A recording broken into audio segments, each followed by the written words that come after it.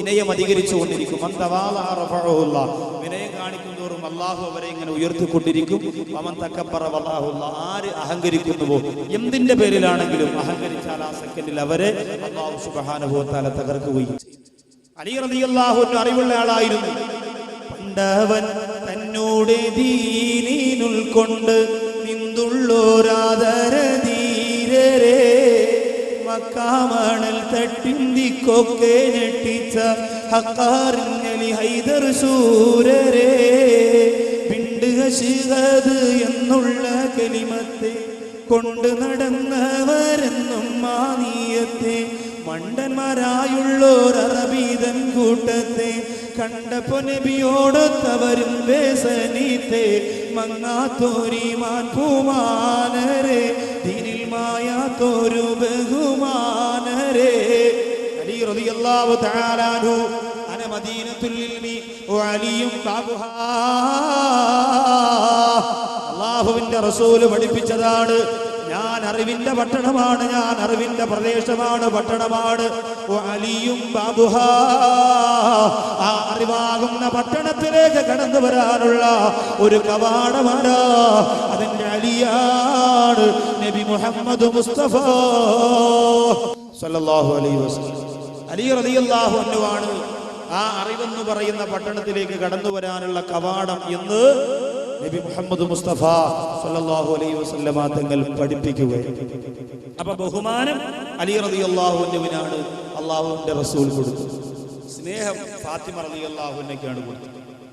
മഹദിയായ ഫാത്തിമ റളിയല്ലാഹു അൻഹയിൽ നിന്ന് നമുക്ക് പഠിക്കാനുള്ള ഗുണപാഠങ്ങൾ 5 ഗുണപാഠങ്ങളാണ് ഈ വിഷയത്തിന്റെ കാതലായ. അതിനു മുമ്പ് ഈ മഹദിയെ ചെറിയ രീതിയിലൊന്നും മനസ്സിലാക്കി ഒരു പരിചയപ്പെടൽ നടത്തിയില്ലെങ്കിൽ അപകടമാണ്. കാരണം പണ്ട് കാലത്തൊക്കെ എല്ലാവർക്കും അറിയാം, അവരുടെ വീടിന്റെ അലമാരയിൽ ഫാത്തിമ ബീവി ചരിത്രം, ഖദീജ ബീവി ചരിത്രം, ആയിഷ ബീവി ചരിത്രമൊക്കെ അടുക്കി വെക്കും. ഇന്ന് അതിന് പകരം കൽബാണ് ഫാത്തിമ, കാലാണ് ആയിഷ, നെഞ്ചാണ് റംല, കുടലാണ് സൈനവ എന്നും പറഞ്ഞ് കുറെ ആൽബം കാസറ്റുകളാണ് ഇങ്ങനെ അടുക്കി വെച്ചത്. ആവശ്യത്തിനുള്ളത് എടുത്ത് കാണാം. സ്ക്രാച്ച് വരാതിരിക്കാൻ ഗോതിയ വെള്ളം കൊണ്ട് തുടച്ചിട്ട ഉമ്മാമാര് CD ഇടുക. അപ്പൊ അതുകൊണ്ട് അതൊക്കെ നമ്മുടെ മനോമുഖരത്ത് നിറഞ്ഞുകൊണ്ടിരിക്കുമ്പോ ഈ മഹദിയുടെ ചരിത്രമല്ലേ നമ്മൾ പഠിക്കേണ്ടത്?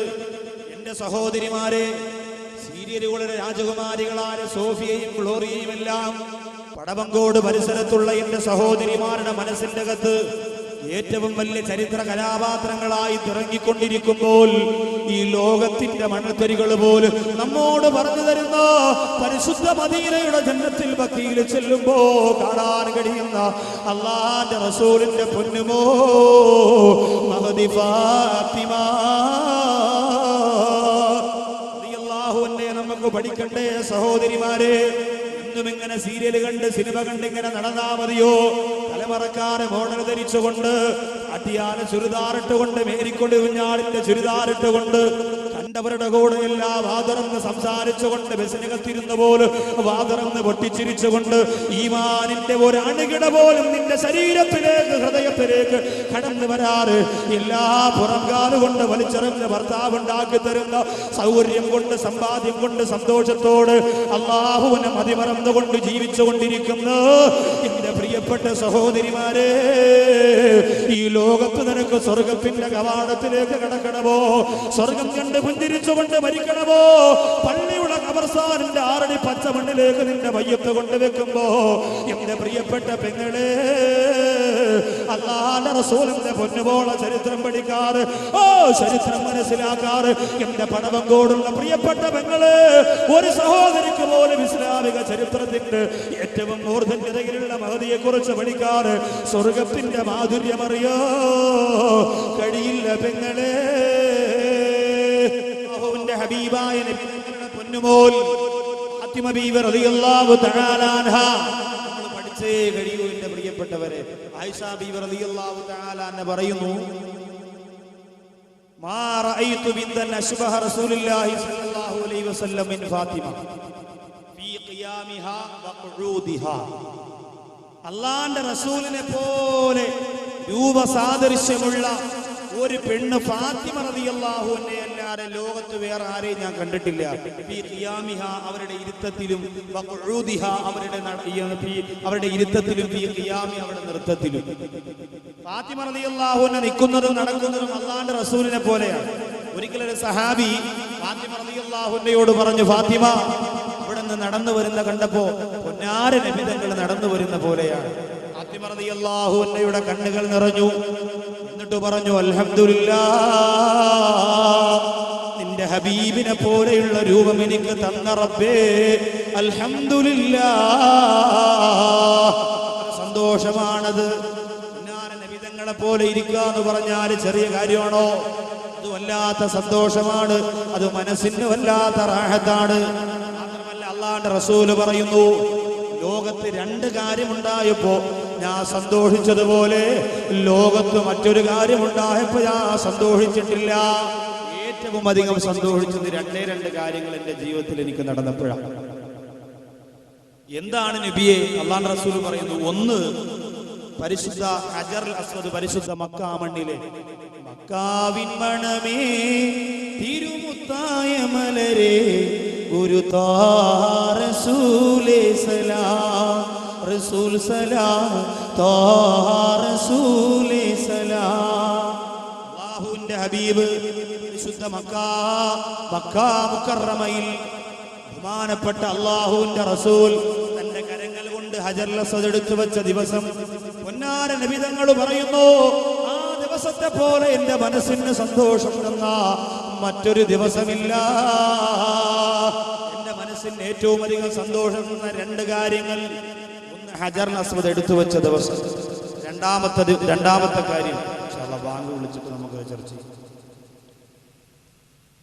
ജീവിതത്തിൽ ഏറ്റവും അധികം സന്തോഷം ഉണ്ടായ രണ്ട് കാര്യങ്ങൾ, ഒന്ന് ഹജറുൽ അസ്വദ് എടുത്തു വെച്ചപ്പോഴാണ്.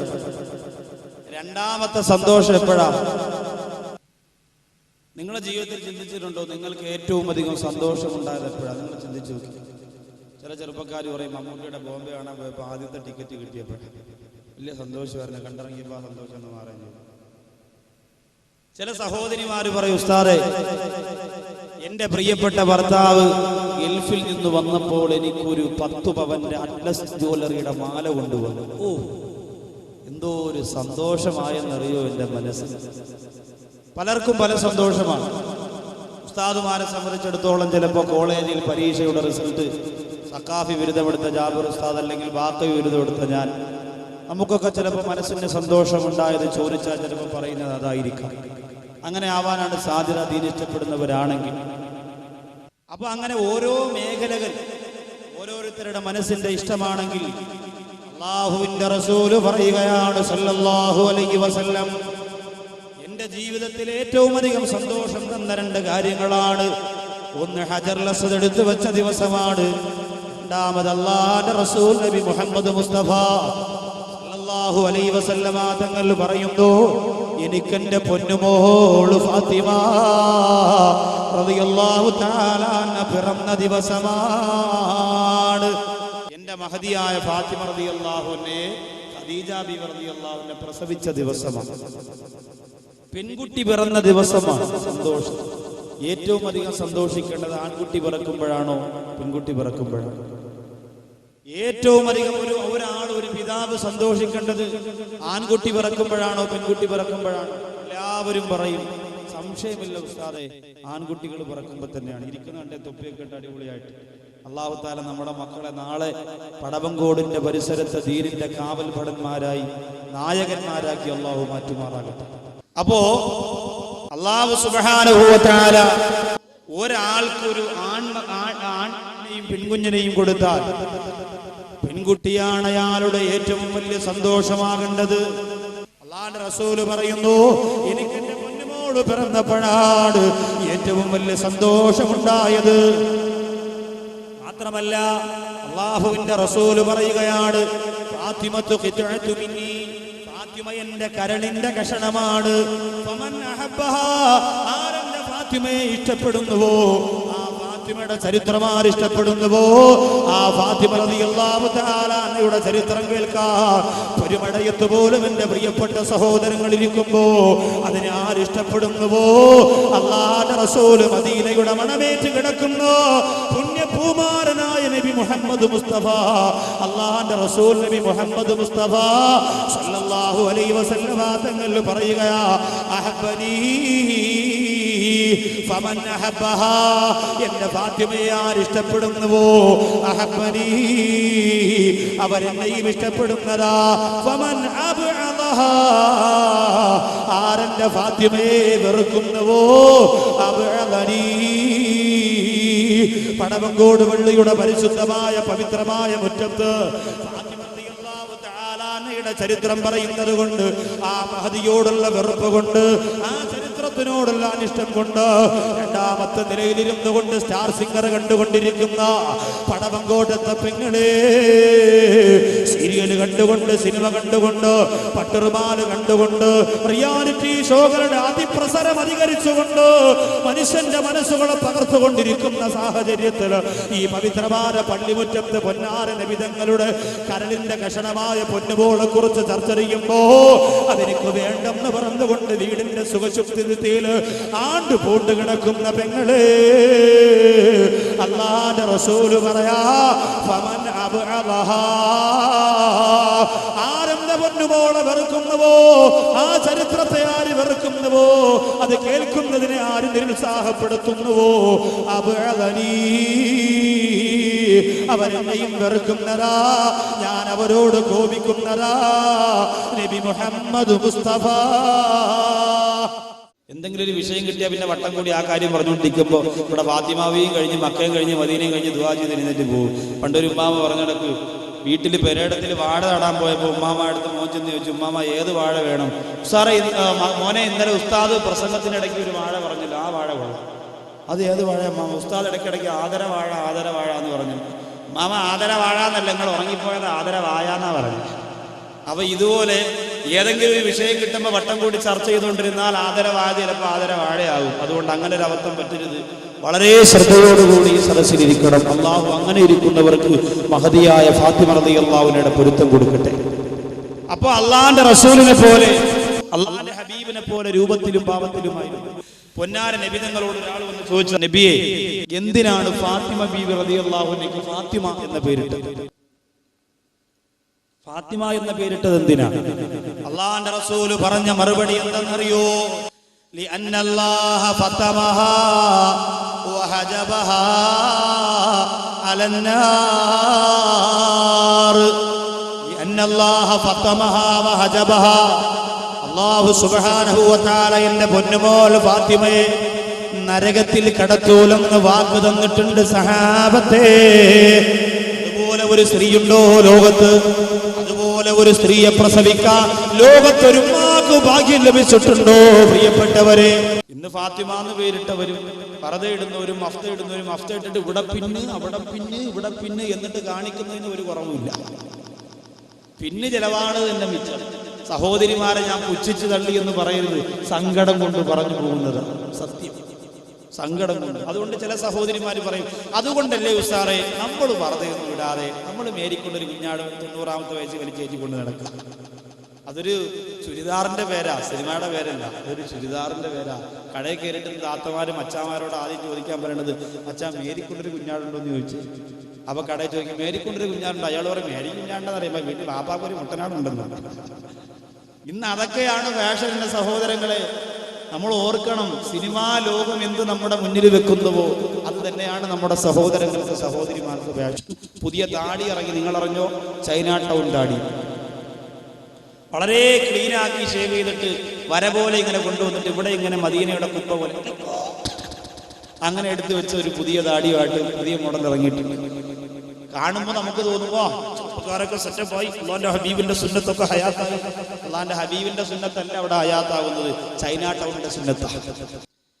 ഏതായാലും സഹോദരങ്ങളെ, സിനിമാ ലോകം തുള്ളുന്നത് പോലെ കൂടെ തുള്ളാൻ മടിയില്ലാത്ത സഹോദരിമാരെ, പച്ചമണ്ണ് നെഞ്ചിൽ വാരിയിട്ട് സകലരും പിരിഞ്ഞു പോകുമ്പോൾ എന്റെ പ്രിയപ്പെട്ട മുസ്ലിമേ, ആരാണ് നമ്മുടെ കൂടെ വരാനുള്ളത്?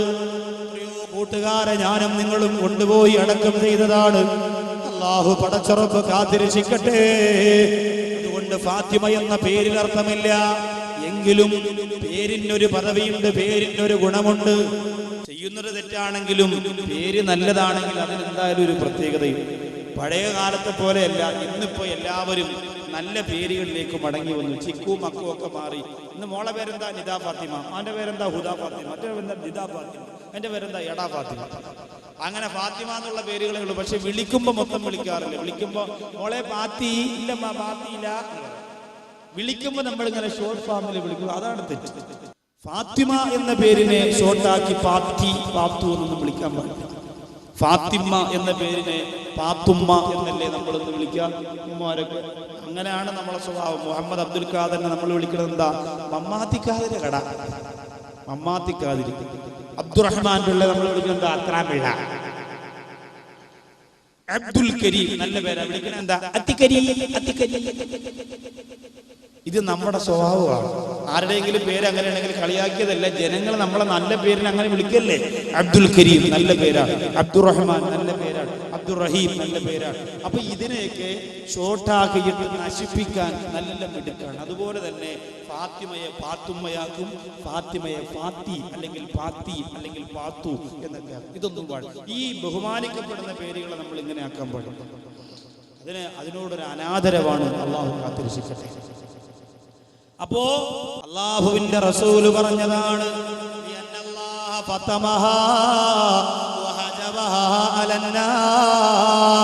എന്റെ പൊന്നുമോൾക്ക് നരകം ഹറാമാണ്. ഈ മഹദിയുടെ ചരിത്രമല്ലേ നമ്മൾ പഠിക്കേണ്ടത്? പെങ്ങളെ, ചരിത്രമല്ലേ നമ്മൾ പഠിക്കേണ്ടത്? ഇവരുടെ ചരിത്രമല്ലാതെ പിന്നെ ആരുടെ ജീവചരിത്രമാണ് പഠിക്കാൻ പോകുന്നത്? ദേശാവൃത്തിക്ക് ബാംഗ്ലൂർ ലോഡ്ജിൽ അറസ്റ്റ് ചെയ്തുകൊണ്ടിരിക്കുന്ന സീരിയൽ നടിയുടെ ജീവചരിത്രം പഠിച്ചുകൊണ്ടിരിക്കുന്ന സഹോദരിമാര്, കാവ്യാമാധവന്റെ കല്യാണം നഷ്ടപ്പെട്ടു പോയതിന്റെ സങ്കടം തീർക്കുന്ന എന്റെ പ്രിയപ്പെട്ട പെങ്ങള്, സാനിയാമൃസ പ്രസവിക്കാറായോ എന്ന് പത്രം നിവർത്തി വെച്ചിട്ട് ആവേശത്തോടെ ചികഞ്ഞന്വേഷിക്കുന്ന പ്രിയപ്പെട്ട സഹോദരിമാര്, ഇങ്ങനെ ഒരുപാട് സ്ത്രീകളുടെ ചരിത്രം ചികഞ്ഞന്വേഷിക്കുമ്പോ ഒരിക്കലും നിങ്ങൾ മറക്കല്ലേ, മദീനയുടെ മണവാളന്റെ മനസ്സിന്റെ മലർവാടിയുടെ പരിശുദ്ധമായ പൂമുട്ടുമുല്ലയായ അല്ലാഹുവിന്റെ റസൂലിന്റെ തങ്കക്കുടമായ മഹദിയായ ഫാത്തിമ ലോകത്ത് ഇതുപോലെ സ്നേഹിച്ച ഒരു പിതാവിനെയും മോളെയും ലോകത്തൊരിക്കലും നമുക്ക് കാണാൻ സാധിക്കുകയില്ല. ഇതുപോലെ സ്നേഹിച്ച ഒരു ഉപ്പയെ, ഇതുപോലെ സ്നേഹം കൊടുത്ത ഒരു മോളെ, ഇതുപോലെ സ്നേഹം പങ്കുവെച്ച ഉപ്പയെയും മോളെ, എന്റെ പ്രിയപ്പെട്ടവരെ, ലോക ചരിത്രത്തിൽ നമുക്ക് കണ്ടെത്താൻ കഴിയുകയില്ല. അത്രത്തോളം സ്നേഹമായിരുന്നു, അത്രത്തോളം അടുപ്പമായിരുന്നു. ഫാത്തിമ റളിയല്ലാഹു അൻഹ കടന്നു വന്നാൽ വഖാമ ഇലൈഹാ വഖാമ ഇലൈഹാ, ആ മഹദിയെ സ്വീകരിക്കാൻ അല്ലാഹുവിന്റെ റസൂൽ എഴുന്നേറ്റ് നിൽക്കുമായിരുന്നു. അത്രേ ആദരവ് കൊണ്ട്, സ്നേഹം കൊണ്ട് എഴുന്നേറ്റ് നിൽക്കുമായിരുന്നു. ഇവിടെ നഷ്ടപ്പെട്ടു പോയത് അല്ലാഹുവിന്റെ റസൂലും പ്രിയപ്പെട്ട മകളും തമ്മിൽ ഒരല്പമെങ്കിലും അകന്നിരുന്നത് ഒരു സമയത്താ. അത് ഹിജ്റയുടെ വേളയിൽ മാത്രമായിരുന്നു. പിന്നെ അകന്നിരുന്നിട്ടില്ല. ഹിജ്റയുടെ വേളയിൽ അള്ളാന്റെ ഹബീബും തന്റെ പ്രിയപ്പെട്ട പൊന്നുമോളും തമ്മിൽ കുറച്ച് അകലമുണ്ടായി. കാരണം മക്കയിൽ നിന്ന് മദീനയിലേക്ക് അള്ളാന്റെ റസൂല് പലായനം ചെയ്തു പോയപ്പോ, ഹിജ്റ പോയപ്പോ കൂടെ ഫാത്തിമ റളിയല്ലാഹുവിനെ കൊണ്ടുപോകാൻ അള്ളാഹു അനുവാദം കൊടുത്തിരുന്നില്ല. അള്ളാന്റെ റസൂലും വലങ്കയ്യായ അബൂബക്കർ സിദ്ദീഖ് റളിയല്ലാഹു തആല അൻഹു ഒരുമിച്ച് പോകുന്നു. ഫാത്തിമ റളിയല്ലാഹു അൻഹ മക്കയിൽ ഒറ്റയ്ക്കാവുകയാണ്. പൊന്നാര നബിതങ്ങളെ കൊന്ന് കഴുത്തറുത്ത് വെക്കാൻ ആർത്തി പൂണ്ട ശത്രുക്കൾ റസൂലുള്ളാഹി സ്വല്ലല്ലാഹു അലൈഹി വസല്ലമ തങ്ങളുടെ വീട് വളഞ്ഞിരിക്കാണ് കൊലപ്പെടുത്താൻ. ആ സമയത്ത് خلفهم سدا فغشيناهم فهم لا يبصرون. ഈ ആയത്തോതിയിട്ട് ശത്രുവിന്റെ കണ്ണുകളിലേക്ക് പൊടിമണ്ണ് വാരിയിട്ടുകൊണ്ട് അല്ലാഹുവിന്റെ റസൂൽ സുരക്ഷിതനായി പരിശുദ്ധ മദീനയിലേക്ക് ഹിജ്റ പോകുമ്പോ മക്കയിൽ ഒറ്റപ്പെട്ടു പോയി ആര്? ഫാത്തിമ റളിയല്ലാഹു അൻഹ. യാത്ര ചോദിക്കുമ്പോൾ മഹദിയോട് പറഞ്ഞു, മോളെ നീ സങ്കടപ്പെടണ്ട, നിന്നെ കൊണ്ടുപോകാൻ വളർത്തുമകനായ സയ്യിദ് റളിയല്ലാഹു അൻഹുവിനെ എല്ലാ കാര്യങ്ങളും ഞാൻ പറഞ്ഞേൽപ്പിച്ചിരിക്കും. നിന്നെ കൊണ്ടുപോകാൻ എന്റെ സയ്യിദുണ്ട്, വിഷമിക്കണ്ട. അങ്ങനെ ഫാത്തിമ റളിയല്ലാഹു അൻഹയെയും കൊണ്ട് റസൂലുള്ള മദീനയിലേക്ക് പോയതിനു ശേഷം മക്കയിൽ നിന്നും മദീന വരെ 450 കിലോമീറ്ററാണ്. ഇത്രയും കിലോമീറ്റർ ഫാത്തിമ റളിയല്ലാഹു അൻഹ ഒരു ഒട്ടകപ്പുറത്ത്, സെയ്ദ് റളിയല്ലാഹു അൻഹു മറ്റൊരു ഒട്ടകപ്പുറത്ത്, എന്നിട്ട് യാത്ര ചെയ്യുകയാണ് മക്കയിൽ നിന്ന് മദീനയിലേക്ക്. ശത്രുക്കളൊന്നും കടന്നു വരാൻ സാധ്യതയില്ലാത്ത വിജനമായ വഴിത്താരയിലൂടെ ഫാത്തിമ റളിയല്ലാഹു അൻഹയെ കൊണ്ടുപോകുമ്പോ ഇസ്ലാമിന്റെ ഒരു ശത്രു ഒളിഞ്ഞിരുന്നു കൊണ്ടത് കണ്ടു. അയാള് ഒരു മലമുകളിൽ കയറിയിട്ട് വിളിച്ചു പറഞ്ഞു, ഇസ്ലാമിന്റെ ശത്രുക്കളെ, മുഹമ്മദിനെ കൊല്ലാൻ കഴിഞ്ഞില്ലെങ്കിൽ എന്താ, ധൈര്യമായി ഓടി വന്നോ. മുഹമ്മദിനെ കിട്ടിയില്ലെങ്കിൽ എന്താ, മുഹമ്മദിന്റെ പൊന്നുപോൽ ഫാത്തിമ ഇതാ മദീനയിലേക്ക് യാത്ര പോവുകയാണ്. അതുകൊണ്ട് ആ ഫാത്തിമയെ കൊല്ലാ സമയമായി, അതുകൊണ്ട് ശത്രുക്കളെ നിങ്ങൾ ഓടി വന്നോ എന്ന് ആ ഇസ്ലാമിന്റെ ശത്രു വിളിച്ചു പറഞ്ഞപ്പോൾ സെയ്ദ് റളിയല്ലാഹു തആല അൻഹു ധൈര്യസമേതം ആ ഒരു ശത്രുവിന്റെ മുമ്പ് ചാടി ഇറങ്ങിയിട്ട് പറഞ്ഞു, നീ എന്ത് ചെയ്യുമെന്നാണ് പറഞ്ഞത്. എന്റെ റസൂല് വിശ്വസിച്ചുകൊണ്ട് ഫാത്തിമ റളിയല്ലാഹു അൻഹ എന്നെ ഏൽപ്പിച്ചിരിക്കുന്നത് സുരക്ഷിതമായി ഞാൻ മദീനത്ത് കൊണ്ടെത്തിക്കുമെന്ന് ഉറപ്പുള്ളത് കൊണ്ടാണ്. നമ്മളെ പോലെ ഇറച്ചിക്കോഴി തിന്ന് വയറു വലുതായ അല്ലെങ്കിൽ മസിൽ വെച്ച ചെറുപ്പക്കാരനായിരുന്നില്ല സെയ്ദ് റളിയല്ലാഹു അൻഹു. നല്ല തന്റെയിടവും ചുറുചുറുക്കും ആരോഗ്യവുമുള്ള ചുണക്കുട്ടനായിരുന്നു. ഇന്ന് അങ്ങനെയുള്ള ചെറുപ്പക്കാർ വളരെ കുറവാണ്. വീട്ടിൽ കിടന്ന് വല്ല വാത്താളമൊക്കെ അടിക്കും, ജംഗ്ഷനിലൊക്കെ നിന്ന് ഇങ്ങനെ കൂട്ടുകാരെ തോളത്തൊക്കെ ഇട്ട് പോലീസ് വണ്ടി ഉണ്ടാവും, എപ്പോൾ വീടെത്തിന്ന് ചോദിച്ചാൽ മതി. രണ്ടുപേര് കൂടി അടിയാവുമെന്ന് കണ്ട. പണ്ടൊക്കെ 11 മണി ആയാലും റോഡിൽ എന്തൊരു തിരക്കായി. ഇന്നിപ്പോ 7 മണി കഴിഞ്ഞാൽ ആരും കാണാനില്ല, എല്ലാത്തിനും പേടിയാ എന്ന് പറഞ്ഞ് നാട്ടിലിറങ്ങി അടി ഉണ്ടാക്കണമെന്നല്ല ഞാൻ പറഞ്ഞത്. മുസ്ലിം ചെറുപ്പക്കാർക്ക് അവരുടെ ആരോഗ്യം സംരക്ഷിക്കൽ ഇസ്ലാമിൽ പെട്ടതാണ്. ആരോഗ്യ സംരക്ഷണം നല്ലതാണ്. അത് വളരെ നമ്മൾ ഇച്ചിരി നടക്കുകയും ഓടുകയും ചാടുകയൊക്കെ ചെയ്യണം. ഞാൻ എൻ്റെ വീട്ടിൽ കൊച്ചുകുട്ടികൾ, എൻ്റെ താത്താടെ മക്കൾ, എൻ്റെ ഇക്കാടെ മക്കളൊക്കെ വിളിച്ച് താഴെ പാടയിൽ മടൽ വെച്ച് ക്രിക്കറ്റ് കളിക്കുന്ന ആളാണ്. പ്രസംഗം ഇല്ലാത്തതിനെന്നല്ല, പകൽ സമയത്തൊക്കെ ചിലപ്പോഴൊക്കെ ഒരു അരമണിക്കൂർ 1 മണിക്കൂർ. എന്തിനാണെന്നറിയോ, നമ്മളിങ്ങനെ പ്രസംഗത്തിന് പോകുമ്പോൾ പടവം കൂടുകാർ സ്നേഹം കൊണ്ട് കുടിക്കി കുസിയാരേ എന്ന് പറഞ്ഞ് കരിക്കും വെള്ളമോ നാരങ്ങ വെള്ളമോ അതും ഇതൊക്കെ വാങ്ങിച്ച് ഒന്ന് കുടിച്ച് അവസാനം വയറ് പ്രസംഗപീഠത്തിലെത്തണമെങ്കിൽ പിന്നെ അവിടെ നിന്ന് ഓട്ടം വിളിക്കാൻ പറയണം. ആ രീതിയിൽ വയറ് വലുതാവും. അതുകൊണ്ട് ഇച്ചിരി ഓടേം ചാടയൊക്കെ വേണം. പിന്നെ ഇന്നത്തെ കാലഘട്ടം എന്ന് പറഞ്ഞാൽ മിഷ്യന്റെ കാലമല്ലേ. ചാനൽ തുറന്നാൽ ഉമ്മാമാരെ പരസ്യമാണ്. ഉമ്മാമാരെന്താ പറയണ, മിഷൻ ബെൽറ്റിന്റെ പരസ്യത്തിലും പിന്നെ വയറ് കുറയ്ക്കണ പിന്നെ മിഷന്റെ പരസ്യത്തിലും ഉമ്മാമാര് പറയാ, ഞാൻ 70 വയസ്സുള്ള കൂതറ കിളവിയായിരുന്നു, ഇത് ധരിച്ചതിന് ശേഷം ഞാനിപ്പോ 20 വയസ്സുള്ള ചുണക്കുട്ടിയായി. ഇത് കേൾക്കുമ്പോ പടം കൊടുത്ത താത്ത പറയും, മച്ചാ പ്ലീസ് ഒന്ന് വാങ്ങിച്ചു മച്ചാ, ഒരു മോതിരം പണയം വെച്ചാലും കുഴപ്പമില്ല, എനിക്ക് ആ മിഷൻ മതി. വീട്ടിനകത്ത് ഓടണ മിഷൻ, ആ മിഷനും കാണാൻ വീട്ടിൽ വാങ്ങിച്ചു വെച്ച് തറാവീന് കൂടെ ഉപ്പാപ്പ പോലെ അറിയാതെ കാലം കാണാൻ തൊട്ടുപോയാൽ വിത്ര നിസ്കാരം തീർന്നാലും അള്ളാഹ് ഇറങ്ങി വരാൻ പറ്റത്തില്ല. അതിങ്ങനെ ഓടിക്കൊണ്ടിരിക്കും, ഓഫാക്കാനും ഓണാക്കാനും അറിയണ്ടേ. അപ്പൊ ഇത് പുതിയ മിഷനാണ്. നമ്മുടെ വീടുകളില്ലാത്ത സാധനമില്ലല്ലോ. നേരം വെളുക്കുമ്പോ വരും, ബെല്ലടിക്കും. ആരാ? ഞാൻ ആ ഡിസ്കുസ് കമ്പനിയിൽ നിന്ന് വരികയാണ്, ക്യാൻസർ വരാത്ത ചെരുപ്പുമായിട്ട് കൊണ്ടുപോകും. നിങ്ങൾ വീട്ടിൽ എത്ര പേരുണ്ട്? ഞാനും അമ്മായി മാത്രമേ ഉള്ളൂ. അപ്പൊ 2 ജോഡി ചെരുപ്പ് എടുക്കണ്ടേ? വേണ്ട, 1 ജോഡി മതി. എന്താ, അമ്മായി തള്ള എങ്ങനെയായാലും മരിക്കും, ക്യാൻസർ വന്നാലും കുഴപ്പമില്ല, റാഹത്തോട്ട് പോയാൽ.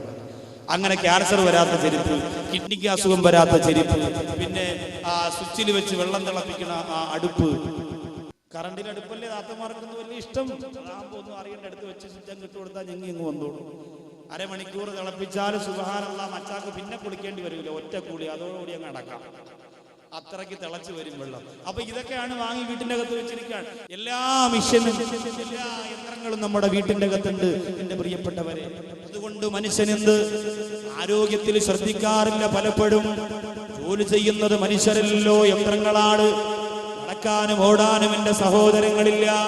മ്യൂസിയത്ത് ഓടാൻ പോകുന്ന ചെറുപ്പക്കാരുണ്ട്, അവർ ഓടാൻ പോകുന്നതല്ല, ഓടുന്ന പെൺകുട്ടികളെ നോക്കാൻ പോകുന്നതാണ്. അങ്ങനെയുമുണ്ട് കുറെ വില്ലന്മാര്.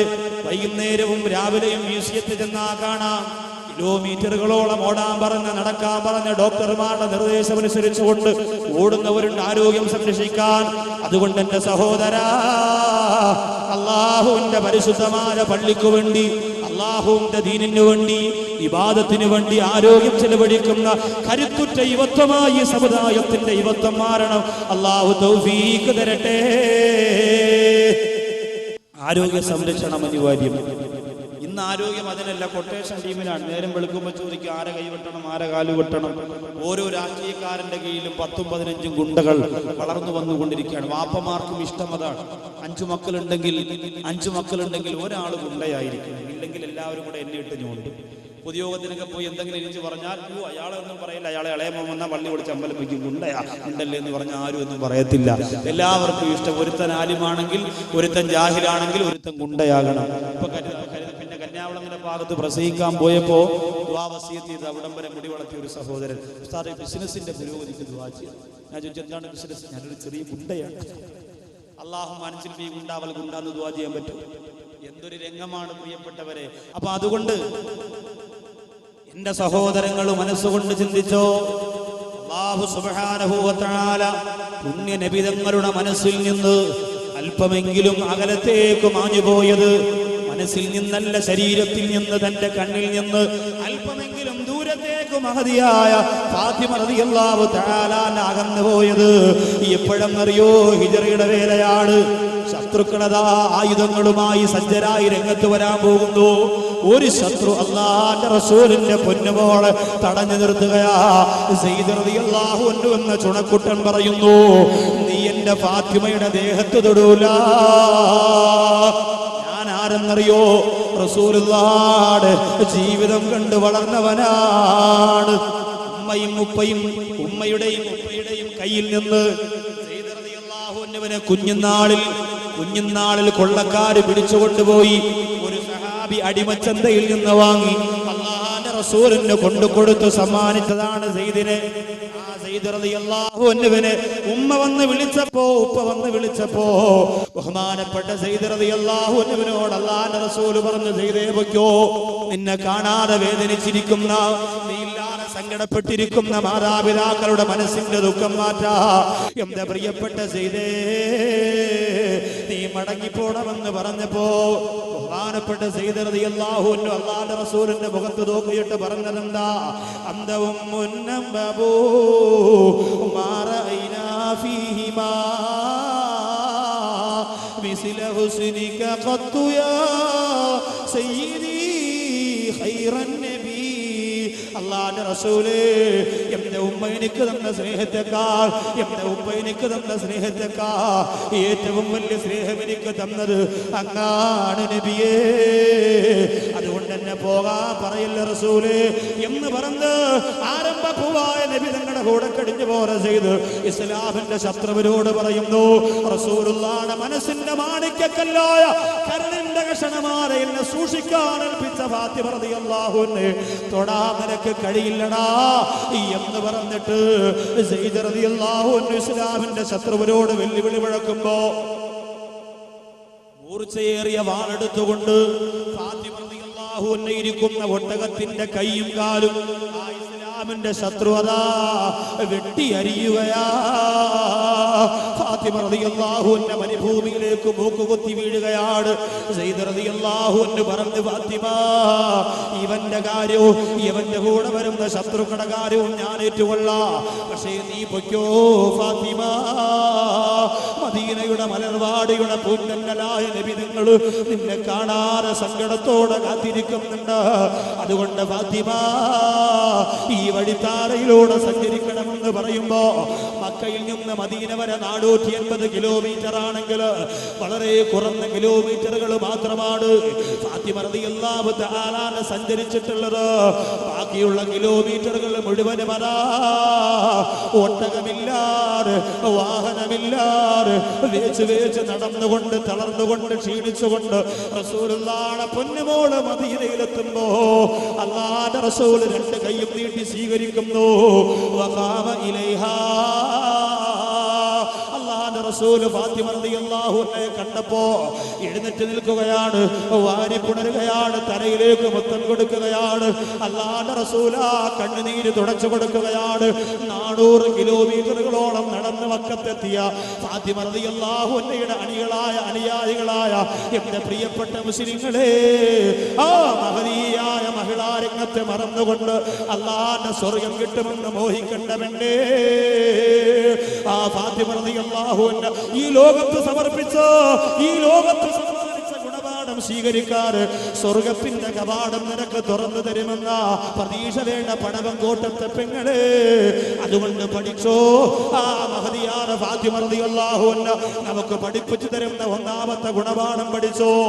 എന്താണ് മഹദിയായ ഫാത്തിമ റളിയല്ലാഹു അൻഹ എനിക്കും നിങ്ങൾക്കും പറഞ്ഞു തരുന്ന, പഠിപ്പിച്ചു തരുന്ന ഒന്നാമത്തെ ഗുണപാഠം എന്തെന്നറിയോ? ഇത് ഞാൻ പറയുമ്പോ എന്റെ സഹോദരങ്ങളോട്, സഹോദരിമാരോട് പറയാണ്, ഉറപ്പായിട്ടും നിങ്ങൾ തീരുമാനിക്കണം, ഈ ഗുണപാഠം നിങ്ങൾ പ്രാവർത്തികമാക്കുമല്ലോ. പടവങ്കോട് ദുആയ്ക്ക് ഉത്തരവുള്ള പരിശുദ്ധമായ പവിത്രമായ പള്ളി നാളിതുവരെ ഈ പള്ളിയുടെ എന്ത് കാര്യത്തിന് ഇറങ്ങി തിരിച്ചിട്ടുണ്ടോ അതൊക്കെ പരിപൂർണമായ വിജയത്തിലെത്തിയ ചരിത്രമല്ലേ പടവങ്കോടുള്ളത്. ഈ പള്ളിയുടെ മുറ്റത്ത് ഇത്രത്തോളം വിശാലമായ ഒരു ഓഡിറ്റോറിയത്തിന്റെ പണി നടക്കാൻ പോകുമ്പോ അതിന്റെ പണി ഇങ്ങനെ തുടർച്ച ഇങ്ങനെ എത്തി നിൽക്കുമ്പോ എന്റെ പ്രിയപ്പെട്ടവരെ എത്ര ഭംഗിയാണ് ഈ പള്ളിക്കകത്തേക്ക് അല്ലാഹുമ്മ അഫ്തഹി ലീ അബ്വാബ റഹ്മതിക എന്ന് പറഞ്ഞുകൊണ്ട് വലതുകാലെടുത്ത് വെച്ചുകൊണ്ട് കിടക്കുമ്പോ എത്ര റാഹത്താണ് മനസ്സിന് തരുന്നത്. ഒരൊറ്റ വഖത്ത് നിസ്കാരമായ മഗ്‌രിബ് മാത്രമേ ഈ പള്ളിക്കകത്ത് നിന്ന് നിസ്കരിച്ച എന്റെ മനസ്സിന് പോലും കുളിർമ തോന്നിപ്പോയെങ്കിൽ ആ പള്ളിയുടെ മഹത്വം അറിയാറ് നാഴിക്ക് 40 വട്ടം പള്ളിയുടെ മുമ്പിലൂടെ മടത്ത് കെട്ടി സിഗരറ്റും വലിച്ച് ശംഖും സൈനികൈനിയും ലഹരിയുമല്ല നിന്റെ വാക്യകത്ത് തിരികിയിട്ടുകൊണ്ട് നടന്നു പോകുമ്പോ ഈ പള്ളിക്കകത്ത് എന്താ നടക്കുന്നതെന്ന് തിരിഞ്ഞു നോക്കാ നേരമില്ലാത്ത ചെറുപ്പക്കാരാ. ഇന്നലെയും കണ്ടുമോനെ കൊല്ലം സിയാറത്തുമൂട് പള്ളിയിലേക്ക് വാതിന് പോകുമ്പോ ഹൈവേയുടെ ഭാഗത്തൊരു വാഗനർ എന്റെ പ്രിയപ്പെട്ടവരെ ഇടിച്ചു തകർന്ന് തരിപ്പണമായി. അതിൻ്റെ അകത്തുള്ളവർക്ക് ഒരാൾക്ക് പോലും ജീവനോടുകൂടി രക്ഷപ്പെടാൻ കഴിയാത്ത തരത്തിലുള്ള അപകടം കണ്ട് കണ്ണു നിറഞ്ഞു പോയവനോ. ഹൈവേയുടെ സൈഡിൽ ഞങ്ങൾ വാതിന് പോകുമ്പോ കാണാ ഓരോ അരമണിക്കൂർ കഴിയുമ്പോൾ ശീറിപ്പാഞ്ഞുകൊണ്ട് ജീവൻ രക്ഷിക്കാൻ വേണ്ടി മെഡിക്കൽ കോളേജിലേക്ക് പരക്കം തായുന്ന കിംസിലേക്ക് ഓസ്ലോയിലേക്ക് അനന്തപുരിയിലേക്ക് പൊന്നുമോളെ ജീവിതത്തിന് വേണ്ടി പരക്കം തായുന്ന നൂറുകണക്കിന് വാഹനങ്ങളെ കണ്ടുകൊണ്ടിരിക്കുമ്പോ എന്റെ പടവങ്കോട്ടത്തെ ചെറുപ്പക്കാരാ നിനക്ക് സുഖം കൂടിപ്പോയോ, സന്തോഷം കൂടിപ്പോയോ, പവർ കൂടിപ്പോയോ, ആരോഗ്യം കൂടിപ്പോയോ? അല്ലാഹുവിന്റെ പള്ളിയെ വെറുക്കാൻ മാത്രം എത്ര തെറ്റാണെന്റെ പ്രിയപ്പെട്ടവരെ. എന്റെയും നിങ്ങളുടെയും ജീവിതത്തിൽ ചെയ്തു പോകാൻ മാത്രം റഹ്മാനായ പടച്ചറപ്പ് നമ്മളോട് വല്ല ക്രൂരതയും ചെയ്തിട്ടുണ്ടോ? പെണ്ണേ, നിന്റെ തലമുടിയുണ്ടല്ലോ, നിന്റെ തലമുടി ഔറത്താണ്. അത് വാരി വലിച്ച് എറിയാറുള്ളതല്ല, വീടിന്റെ മൂലയ്ക്ക് കൂട്ടിവെക്കാറുള്ളതല്ല. പ്രിയപ്പെട്ട സഹോദരിമാരെ, തലമറക്കാതെ പുറത്തിറങ്ങുന്നത് അപകടമാണെന്ന് എല്ലാ ഉസ്താദുമാരും പറയുന്ന പോലെ നൗസാദ് ബാക്കവിയും പറഞ്ഞു എന്നതിനപ്പുറം ഒരു ഗൗരവം നിന്റെ മനസ്സിന്റെ അകത്ത് വന്നില്ല എങ്കിൽ അമലുകൊണ്ട് പ്രതിഫലമില്ല. അതുകൊണ്ട് ലജ്ജ വേണം, ലജ്ജ വേണം സഹോദരിമാരെ. ധരിക്കുന്ന വസ്ത്രത്തിന് കാണുന്നവർക്ക് പോലും ലജ്ജ നഷ്ടപ്പെട്ടു പോകുന്ന രംഗമാണ്. ഉമ്മമാര് ചിലപ്പോ 40 വയസ്സായി 50 വയസ്സായി പർദ്ദയൊക്കെ ധരിച്ച് നല്ല തലയൊക്കെ മറച്ച്, പക്ഷേ 8 വയസ്സുകാരിയായ മോളുടെ വിരൽ തുമ്പ് പിടിച്ചുകൊണ്ട് കല്യാണത്തിന് പോവുകയാണ്. കാട്ടാക്കട അതുപോലെ പൂവച്ചൽ SKയിലും കാട്ടാക്കട ദേവിയിലും അതുപോലെ പൂവച്ചൽ ഫിർദൗസിലും ഒക്കെ കല്യാണത്തിന് പോകുമ്പോ തലമറച്ചുകൊണ്ട് മഫ്തയിട്ടുകൊണ്ട് പോകുന്ന ഉമ്മ 8 വയസ്സുകാരിയായ മോളെ തന്റെ വിരൽ തുമ്പിൽ പിടിച്ചുകൊണ്ട് പോകുമ്പോ മോളിട്ടിരിക്കുന്നത് നെറ്റിന്റെ ചുരിദാറാണ്. മോളിട്ടിരിക്കുന്നത് മോഡലാണ്. ഉമ്മാമാക്കിന് ഇപ്പം മോഡലൊന്നും കാണിച്ചിട്ട് കാര്യമില്ല, മിഷനിലൊന്നും കുറയണില്ല ഒന്നും. അതുകൊണ്ട് ഉമ്മാമ എന്ത് ചെയ്തു, പർദ്ദയൊക്കെ ഇട്ട് മഫ്തയൊക്കെ ഇട്ട് കാര്യമായി നിസ്കാരത്തൊക്കെ വെച്ച് വലിയ ഹജ്ജുമ്മയായിട്ട് പോകുന്നു. 10 വയസ്സുകാരിയായ മോള് പോകുന്ന കണ്ടാൽ ഉമ്മാക്കും ഈമാനില്ല, മോക്കും ഈമാനില്ല. ഈ മോള് കാരണം ഈ ഉമ്മാടെ ഹജ്ജും ബാത്തിലാവും, ഉപ്പയും നരകത്തിൽ. മോളെ നമ്മൾ അങ്ങനെയാണോ ശീലിപ്പിക്കാനുള്ളത്?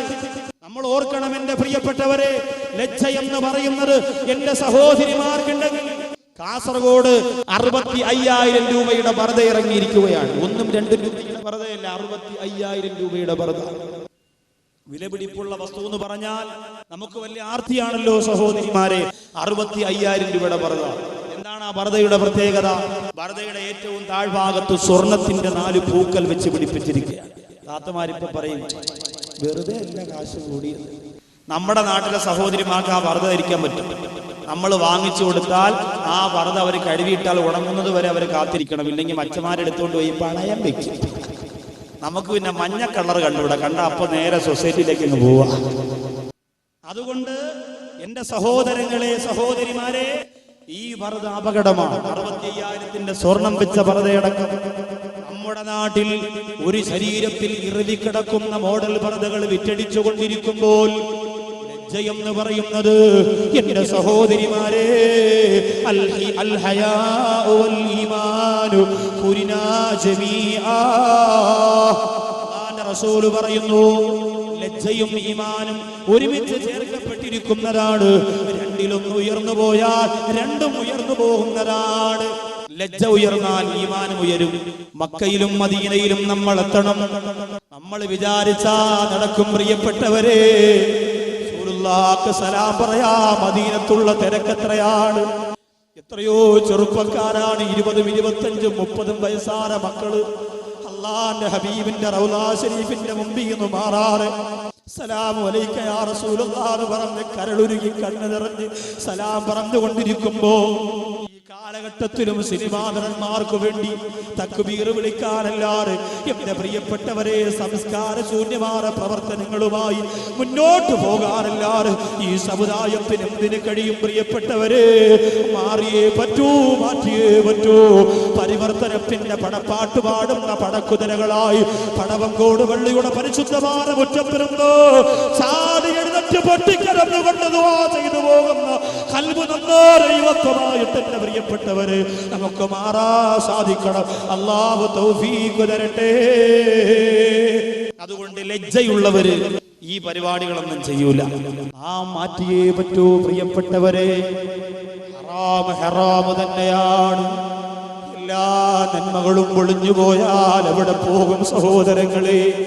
എന്റെ ഒരു പ്രിയ കൂട്ടുകാരൻ, 27 വയസ്സിനകത്ത് പ്രായമുള്ള നിസാമുദ്ദീൻ എന്ന് പറയുന്ന, എന്റെ പഴയ കാലത്ത് വാഹനം ഓടിച്ചുകൊണ്ടിരുന്ന അനസ് എന്ന് പറയുന്ന സഹോദരന്റെ ജ്യേഷ്ഠൻ, വെള്ളിയാഴ്ച ഇടന്ന് തന്റെ വീട്ടിലുള്ള മിണ്ടാപ്രാണിയായ ആടിന് വൃക്ഷത്തിന്റെ ഇലയായ പ്ലാവിന്റെ ഇലയെടുക്കാൻ വേണ്ടി, തോല് കൊടുക്കാൻ വേണ്ടിയിട്ട് ആ പ്രിയപ്പെട്ട കൂട്ടുകാരൻ ഒരു പുരയിടം വൃത്തിയാക്കിക്കൊണ്ടിരിക്കുന്ന മുതലാളിയുടെ കാമ്പൗണ്ടിനകത്തേക്ക് അയാള് വിളിച്ചിട്ട് ചെന്നു.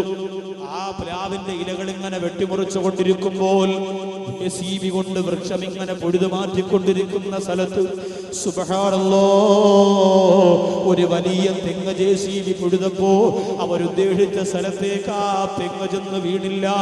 ഈ പ്രിയപ്പെട്ട സഹോദരൻ കുനിഞ്ഞു നിന്നുകൊണ്ട് ഇലയെടുത്തുകൊണ്ടിരിക്കുന്ന സ്ഥലത്തേക്ക് ഒരു തെങ്ങാണ് വന്ന് വീഴുന്നത്. ഓർക്കണം, ഒരു വെള്ളക്കൊച്ചങ്ങ വന്ന് വീണാൽ, ഒരു തെങ്ങിന്റെ മുകൾ ഭാഗത്ത് നിന്ന് ചെറിയ ഒരു ഭാഗം വന്ന് വീണാ എത്ര വേദനയാണ് പ്രിയപ്പെട്ടവരെ, എത്ര അപകടമാണ്. ആ സഹോദരന്റെ തലയിലേക്കാണ് തെങ്ങിന്റെ മണ്ടയുടെ ഭാഗം വന്ന് വീണത്. 2.5 ദിവസത്തോളം മെഡിക്കൽ കോളേജിന്റെ കാഷ്വാലിറ്റിയിൽ, മെഡിക്കൽ കോളേജിന്റെ ഒബ്സർവേഷനിൽ ആ പ്രിയപ്പെട്ട സഹോദരൻ ജീവിതമാണോ മരണമാണോ എന്നറിയാതെ കിടന്നപ്പോൾ വേദന നിന്നുകൊണ്ട് ആ പ്രിയ കൂട്ടുകാരന്റെ സഹോദരങ്ങളും ബന്ധുക്കളും പുറത്തു നിൽക്കുമ്പോ, പ്രിയപ്പെട്ടവരെ, 3 വയസ്സിനകത്ത് പ്രായമുള്ള ഒരു കുഞ്ഞിന്റെ ഉപ്പയായിരുന്നു ആ കൂട്ടുകാരൻ. മരണപ്പെട്ടു പോയില്ലേ? എത്ര മോഹങ്ങളുണ്ടായിരുന്നു. ചെറിയ ഒരു തെക്കാവൽ മസ്ജിദിലെ ഇമാമായിരുന്നു സഹോദരങ്ങള്. തന്റെ വീട്ടിലേക്ക് ബൈക്ക് വരുമ്പോ ഇന്നും ആ 3 വയസ്സുള്ള മകൻ തന്റെ വാപ്പച്ചി വന്നെന്ന് പറഞ്ഞുകൊണ്ട് വാതിലിന്റെ മുമ്പിലേക്ക് വന്ന് പൊട്ടിക്കരയുമ്പോ, സഹോദരങ്ങള്, നൗഷാദ് വാക്കറി പറയുമ്പോ നിങ്ങൾ വിചാരിക്കും കളിയാക്കാൻ വേണ്ടി പറഞ്ഞതാ. ഉസ്താദേ, എത്ര വൃത്തികേടോടുകൂടി എന്തിനാ നിങ്ങൾ പറഞ്ഞതെന്നൊക്കെ തോന്നും. എന്റെ യുവാക്കള്, നമ്മൾ ഇനി എന്നാണ് രക്ഷപ്പെടാൻ വേണ്ടിയിരിക്കുന്നത്? ഇനി എന്നാണ് നന്നാവാൻ വേണ്ടിയിരിക്കുന്നത്? സമയമില്ല. ഉറങ്ങിക്കിടക്കുന്നവന് കാണുന്ന സ്വപ്നം പോലെ ദുനിയാവ് അവസാനിക്കാൻ പോകുമ്പോ എന്റെ കൂട്ടുകാരാ, സിനിമയും നാടകവും ഡാൻസും അതുപോലെ മണ്ണും പെണ്ണും കള്ളുമൊക്കെയാണ്. ഈ കാലഘട്ടത്തിലും നിനക്ക് വലുതായിട്ട് തോന്നുന്നെങ്കിൽ ഒന്നും എനിക്ക് പറയാറില്ല. പക്ഷേ എന്റെ ഉത്തരവാദിത്വം ഞാൻ നിങ്ങളോട് പറയുകയാണ്. വെറുതെ കുറെ പാട്ട് കേട്ടുകൊണ്ട്, കോമഡി കേട്ടുകൊണ്ട് നിങ്ങൾ എഴുന്നേറ്റ് പോയാലും നിങ്ങൾ നാളെ പടച്ചവരോട് പറയൂ, സാറ് വാക്കവിക്കെങ്കിലും പറഞ്ഞു തരാമായിരുന്നു റബ്ബേ എന്ന് പറഞ്ഞുകൊണ്ട് എന്റെ മേൽ പഴിചാരാതിരിക്കാ. സങ്കടത്തോടെ പറയട്ടെ, യുവത്വമേ, രക്ഷയുടെ 100 കണക്കിന് കവാടങ്ങൾ പുറം കാലുകൊണ്ട് വലിച്ചെറിഞ്ഞ് നരകം മതിയെന്ന് സാഠ്യം പിടിക്കുന്നവരായി മാറല്ലേ. അതുകൊണ്ട് ലജ്ജയെന്ന് പറയുന്ന ആ സമ്പ്രദായം എന്റെയും നിങ്ങളുടെയും ജീവിതത്തിൽ ഉണ്ടാവണം. മോശമായ സ്വഭാവങ്ങൾ ഒഴിവാക്കുക. മൊബൈലിൽ നിന്ന് ആവശ്യമില്ലാത്ത നമ്പറുകളൊക്കെ മാറ്റിവെക്കുക. എന്നിട്ടതേ ഒരുപാട് പിക്ചറുകൾ നിന്റെ മൊബൈലിനകത്തുണ്ടല്ലോ, ഒരുപാട് ബ്ലൂ ഫിലിമുകൾ ഉണ്ടല്ലോ. ഞാൻ പറയട്ടെ, നിങ്ങൾ ആരെങ്കിലും തന്റെ കൂട്ടുകാരന് ബ്ലൂ ഫിലിം ബ്ലൂടൂത്ത് വഴി കയറ്റി കൊടുത്താൽ അതാരെല്ലാം കാണുന്നുവോ, അതാരെല്ലാം അനുഭവിക്കുന്നുവോ, അതാരെല്ലാം വീക്ഷിക്കുന്നുവോ, അവരുടെ എല്ലാം ശിക്ഷ കിട്ടുന്നത് ആദ്യം അയച്ചു കൊടുത്തവനാ. ഓർത്തു നോക്കണേ, അത് ചെറുതല്ല മോനെ. കലിങ്ങിന്റെ മുകളിലും വായനശാലയിലും പള്ളിയുടെ കാമ്പൗണ്ടിലും പുറംപള്ളിയിലും ശാരീരുന്നു കൊണ്ട് ബ്ലൂടൂത്ത് വഴി നല്ല പേരുകൾ പരസ്പരം കൈമാറുന്നവരെ നീയാണ് അയച്ചു കൊടുക്കുന്നതെങ്കിൽ അവര് കാണുന്നതിന്റെ ശിക്ഷ അവർക്ക് കിട്ടുന്നത് പോലെ ഒട്ടും കുറയാതെ നിനക്ക് കൂടി കിട്ടുന്നതാ. ആനുകാലികമായി ഈ വിഷയങ്ങൾ പറയുമ്പോ പുരുഷന്മാരോട് മാത്രമല്ല പറയാനുള്ളത്. എന്റെ പ്രിയപ്പെട്ട സഹോദരിമാരെ, നിങ്ങളും ശ്രദ്ധിച്ചേ മതിയാകൂ. ഇന്ന് പെൺകുട്ടികളൊക്കെ മൊബൈലുള്ളവരല്ലേ.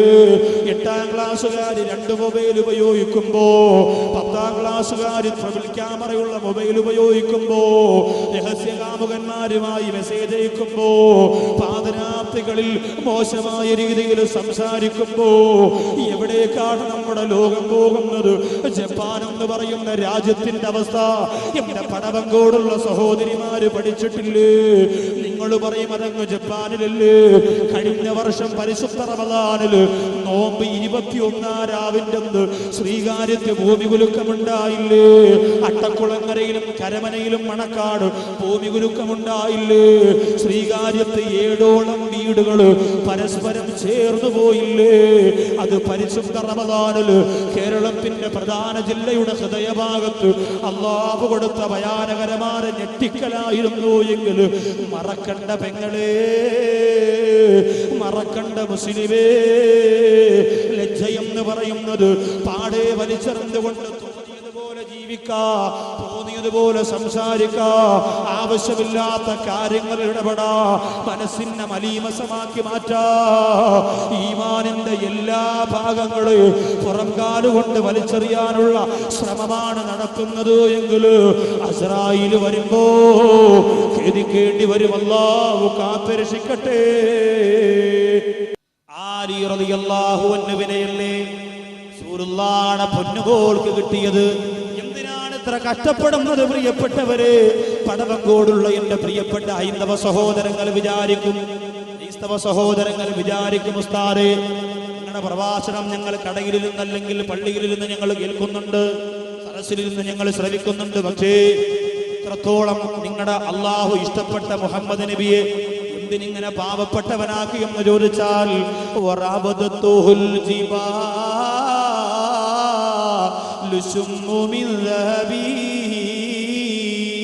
അല്ലാഹുവിന്റെ റസൂലിന്റെ മുമ്പിലേക്ക് പർവ്വതങ്ങളാണ് വന്ന് ചോദിച്ചത്, നബിയേ ഞങ്ങൾ സ്വർണത്തിന്റെ മലകളായി മാറട്ടെ, അങ്ങയുടെ പട്ടിണി മാറ്റോ, അങ്ങയുടെ കഷ്ടപ്പാട് മാറ്റോ, സ്വർണത്തിന്റെ മാമലകളായി ഞങ്ങൾ മാറട്ടെയോ നബിയേ.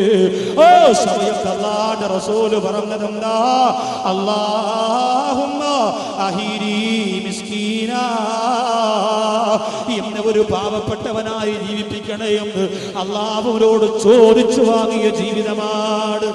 അതുകൊണ്ട് ഉള്ളത് കൊണ്ട് പൊരുത്തപ്പെടണം നമ്മൾ. ആർത്തി പാടില്ല, വിശ്വാസിക്കാർത്തി ഉണ്ടാവൂല.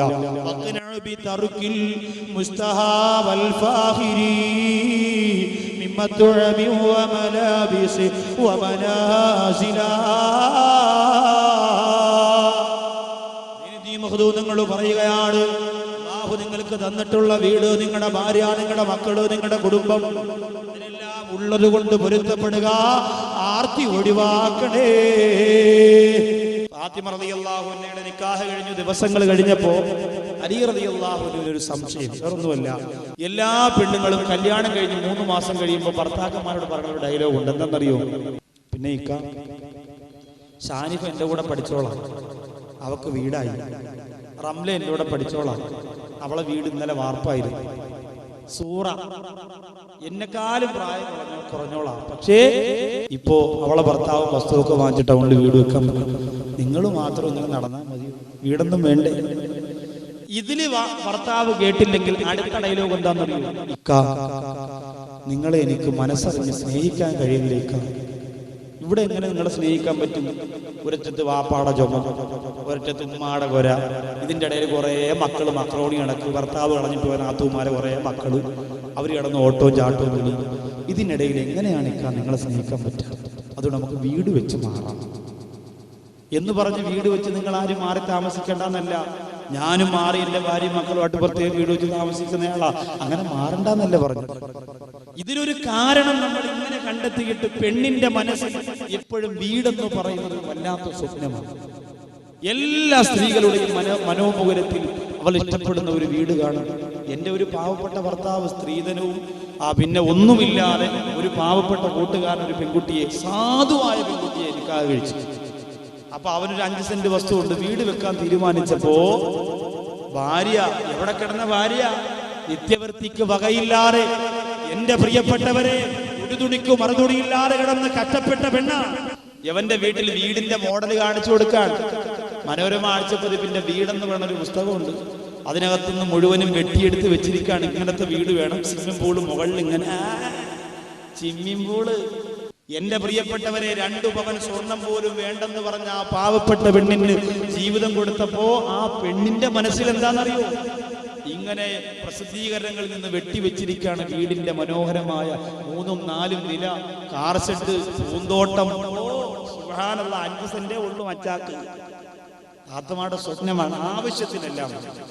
നമ്മൾ ഏതെങ്കിലും ഒരു വീട് വാലുകാച്ചിന് പോയി അവിടുത്തെ സ്റ്റെപ്പ് കണ്ടപ്പോൾ ഇങ്ങനെ വളഞ്ഞ് ഇങ്ങനെ, അത് നമുക്ക് ഇങ്ങനെ അവിടെ പോയി അത് കണ്ടിട്ട് നമ്മൾ നാട്ടിൽ ഒന്ന് പാവപ്പെട്ട ഒട്ടുപാൽ പറക്കണം മച്ചാരെടുത്തത് പറഞ്ഞിട്ട് വല്ല കാര്യമുണ്ടോ? മറ്റ സ്റ്റെപ്പ് പോലെ തന്നെ വളഞ്ഞ് നടക്കണം. ആ മച്ചാക്കിനെ വളഞ്ഞ സ്റ്റെപ്പ് കെട്ടേണ്ട ആവശ്യമില്ല. നമ്മൾ എന്തിനാ അങ്ങനെ പറയാൻ പോകണം? നമുക്കുള്ളത് ഉള്ളത് അതിന് പൊരുത്തപ്പെട്ട സന്തോഷമാണ്, പ്രിയപ്പെട്ട റാഹത്താണ്. അലി റളിയല്ലാഹു അൻഹു പെണ്ണുങ്ങൾക്ക് അങ്ങനെ ഒരു ചിന്ത വരുമെന്ന് ചിന്തിച്ചു. പെണ്ണുങ്ങൾക്ക് അങ്ങനെ വരുമല്ലോ. അല്ലാഹുവിന്റെ ഖുർആനിൽ ഒരു മഹദിയുടെ ചരിത്രം പറയുന്നുണ്ട്. ബീവി ആസിയ ഇസ്ലാമിന്റെ ശത്രുക്കളുടെ ചവിട്ടേറ്റുകൊണ്ട് ചുട്ടുകൊള്ളുന്ന മണലാരണ്യത്തിൽ നെരിവിരി കൊള്ളുമ്പോ ലോകത്തിനൊന്ന് വിട പറയാൻ പോകുന്ന ആസിയ റളിയല്ലാഹു അൻഹ ശരീരത്തിന്റെ ഒരു ഭാഗത്തുകൂടി ചുട്ടുപടിപ്പിച്ച കമ്പി കടത്തിയിട്ട് മറുഭാഗത്തൂടെ വലിച്ചൂരിയെടുക്കുമ്പോ ആ മണലാരണ്യത്ത് കടന്ന് നെരിവിരി കൊള്ളുന്ന ആസിയ റളിയല്ലാഹു തആല അവസാനം അല്ലാഹുവോട് ചോദിച്ചതെന്താ? എന്തെല്ലാം ചോദിക്കാനുണ്ടായിരുന്നു, എന്തെല്ലാം ആവശ്യപ്പെടാനുണ്ടായിരുന്നു. പക്ഷെ ആസിയ റളിയല്ലാഹു അൻഹ ചോദിച്ചതെന്താ? റബ്ബി ബിനിലി ഇൻദക ബൈതൻ ഫിൽ ജന്ന. അല്ലാഹുവേ, നിന്റെ സ്വർഗ്ഗത്തിൽ ഒരു ഭവനം നീ എനിക്ക് തരണമേ അല്ലാഹ്. ആർത്തിയുള്ള ആഗ്രഹം നമ്മളെ നശിപ്പിക്കും. എത്രയോ പേര് വെച്ച വീടിന്റെ അകത്തൊന്ന് കിടക്കാൻ കഴിയാതെ പോയതാണ്. വീട് ഒരു തീരുമാനമാണ്, റബ്ബിന്റെ തീരുമാനമാണ്. വീടൊരു ബറക്കത്താണ്, ഒരു അലങ്കാരമാണ്. അത് അല്ലാഹുവിന്റെ തീരുമാനം പോലെ നടക്കും. നമ്മളൊന്ന് ചെറിയ ഒരു പരിശ്രമം നടത്തിയാ മതി. ആർത്തി പോണ്ട് എടുത്തു ചാടല്ലേ, അപകടത്തിന്റെ പടുകുടിയിലേക്ക് ചെന്ന് വീടല്ലേ. റളിയല്ലാഹു അൻഹു പറഞ്ഞു, ഫാത്തിമ, അതുകൊണ്ട് ഞാനൊരു കാര്യം പറയട്ടെ, നിനക്ക് വീട് വേണമെന്ന് നീ പറഞ്ഞില്ലെങ്കിലും അല്ലാഹുവിന്റെ റസൂലിനെ ഒരുപാട് സ്നേഹിക്കുന്ന ഒരു സഹാബിയാണ് നുഐമാനുൽ അൻസാരി റളിയല്ലാഹു അൻഹു. അവർക്ക് 2 വീടുണ്ട് ഫാത്തിമ. ഇതാണ് വിഷയം, പറയാൻ പോയ കാര്യം അതാ. ആ സഹാബിക്ക് 2 വീടുണ്ട്. ഒരു വീട് അടച്ചിട്ടിരിക്കുകയാണ്. റസൂലുള്ളാഹി വലിയ ഇഷ്ടമാണ്. നീ ചെന്ന് മുത്തുനബി തങ്ങളോട് പറഞ്ഞാൽ, ഫാത്തിമ, അല്ലാഹുവിന്റെ റസൂലാ പ്രിയപ്പെട്ട സഹാബിയോട് ചോദിച്ചോ, നിനക്ക് ആ വീട് തരും ഫാത്തിമ. ഫാത്തിമ റളിയല്ലാഹു അൻഹയ്ക്ക് മനസ്സ് തളർന്നുപോയി. എങ്ങനെ ചോദിക്കുമെന്നറിയാൻ വയ്യ. റസൂലുള്ളാഹിയുടെ മുമ്പിൽ എങ്ങനെ ഈ ആവശ്യം പോയി പറയൂ? തന്റെ ഭർത്താവ് പറഞ്ഞതല്ലേ, എങ്ങനെ ചോദിക്കാതിരിക്കൂ? അങ്ങനെ ആ വീട്ടിൽ നിന്നിറങ്ങുകയോ നബി തങ്ങളുടെ മുമ്പിലേക്ക് ചെല്ലുകയാ. ചെന്നുകൊണ്ട് പറയുന്നു, നബിയേ, ഞാൻ വന്നതെന്തിനെന്നറിയോ റസൂലേ? നുഐമാനുൽ അൻസാരി റളിയല്ലാഹു അൻഹുവിന് 2 വീടുണ്ടല്ലോ നബിയേ. അതിൽ നിന്നൊരു വീട് എനിക്ക് വാങ്ങിത്തരാൻ അലിയാണ് എന്നോട് പറഞ്ഞു വിട്ടത്. ഞാൻ പറയുന്നതല്ല നബിയേ. ആ സമയത്ത് അല്ലാഹുവിന്റെ റസൂലിന്റെ കണ്ണു നിറയുകയാണ്. പൊന്നാര നബി തങ്ങള് പൊട്ടിക്കരഞ്ഞുകൊണ്ട് മഹദിയായ ഫാത്തിമ റളിയല്ലാഹു അൻഹയെ നോക്കുകയാണ്. ത്വാഹ റസൂലുള്ളാഹേ തിങ്കൾ ഹബീബുള്ളാഹേ ത്വാഹ റസൂലുള്ളാഹേ തിങ്കൾ ഹബീബുള്ളാഹേ തൊയ്വ പതിയും ജീവേ തൗഹീദൊളി നീലാവേ അർശും കുർസിനും അധിപതിയുടയോന്റെ ഹസനത്ത് ഉലകത്തിൽ ഉരച്ചപ്പോവേ അർശും കുർസിനും അധിപതിയുടയോന്റെ ഹസനത്ത് ഉലകത്തിൽ ഉരച്ചപ്പോവേ ത്വാഹ റസൂലുള്ളാഹേ തിങ്കൾ ഹബീബുള്ളാഹേ അല്ലാഹുവിന്റെ റസൂൽ പറയുന്നു ഫാത്തിമ എനിക്ക് ലജ്ജയുണ്ട് ഫാത്തിമ പൊന്നുമോളെ സ്വർഗ്ഗത്തിന്റെ കൊട്ടാരത്തിൽ നിന്ന് കിടപ്പോ ഈ മുഹമ്മദിന് കഴിയും ഫാത്തിമ ഈ ലോകത്തൊരു പെണ്ണും കിടക്കാത്ത സ്വർഗീയ മാളികയിൽ നിന്നെ കിടത്താൻ എനിക്ക് കഴിയും ഫാത്തിമ പക്ഷേ ഞാൻ മനസ്സ് വെക്കാത്തത് കൊണ്ടാണ് നമുക്കത് വേണ്ട ഫാത്തിമ സ്വർഗത്തിന്റെ വീട് പോരെ സ്വർഗത്തിന്റെ മാണിക്യമുത്തേ പവിഴം കൊണ്ട് നിർമ്മിച്ച സ്വർഗത്തിന്റെ മാളിക പോരെ എന്ന് പറഞ്ഞപ്പോ ഫാത്തിമ റളിയല്ലാഹു അൻഹ പറഞ്ഞു നബിയേ ഞാൻ പറഞ്ഞതല്ല എന്റെ പ്രിയപ്പെട്ടവൻ പറഞ്ഞത് കൊണ്ട് വന്നതാണ് അതുകൊണ്ട് പൊരുത്തപ്പെടണേ എന്ന് പറഞ്ഞുകൊണ്ട് കണ്ണീര് തുടച്ച് വീട്ടിൽ നിന്ന് ഇറങ്ങി വരുമ്പോ നുഅയ്മാനുൽ അൻസാരി വിവരമറിയുകയാണ് പൊട്ടിക്കരഞ്ഞുകൊണ്ട് യാ റസൂലല്ലാഹ് എനിക്കെന്തിനാണ് വീട് നബിയേ എനിക്കുള്ളതെല്ലാം അങ്ങേക്കല്ലേ നബിയേ എന്റെ 2 വീടും തരാം നബിയേ ഫാത്തിമ വന്ന് ചോദിച്ചിട്ട് ഒരു വാക്കെന്നോട് പറയാത്തതെന്തേ റസൂലേ എന്റെ വീടിതാ അങ്ങയുടെ പൊന്നുപോൾക്ക് തന്നിരിക്കുന്നു നബിയേ എന്ന് പറഞ്ഞുകൊണ്ട് ആ വീട് മഹദിയായ ഫാത്തിമ റളിയല്ലാഹു അൻഹയ്ക്ക് കൊടുത്തപ്പോ ആലോചിക്കു സഹോദരങ്ങളെ ആ വീടിന്റെ ഉദ്ഘാടന ദിവസം ആദ്യമായ ആ വീട്ടിൽ വന്നതാരാ അസ്സലാത്തു അലൻ നബി വസ്സലാമു അലർ റസൂൽ അശ്ഫീൽ അബ്തഹി വൽഹബീബിൽ അറബി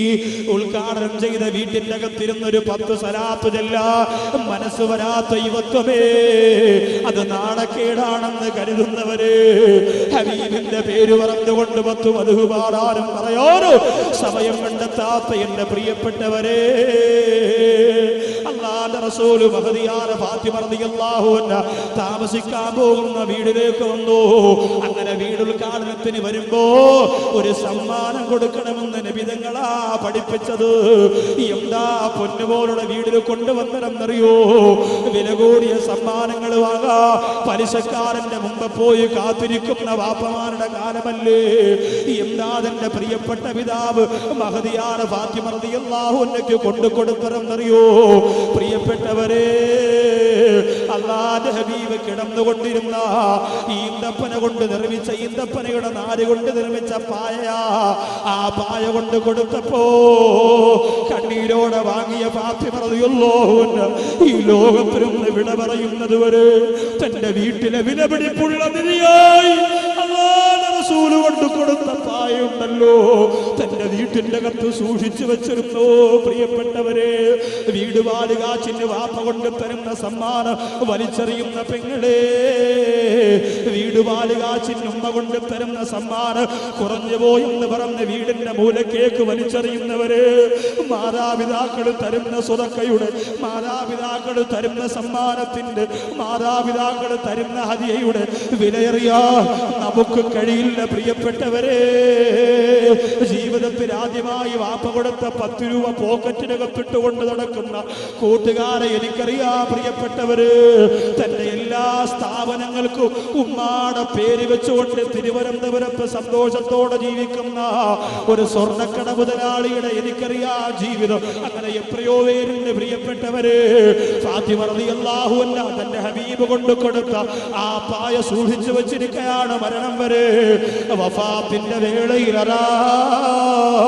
ആ പായ കൊണ്ട് വിരിച്ചു തരുമോ, എനിക്കതിലൊന്ന് കിടക്കാൻ.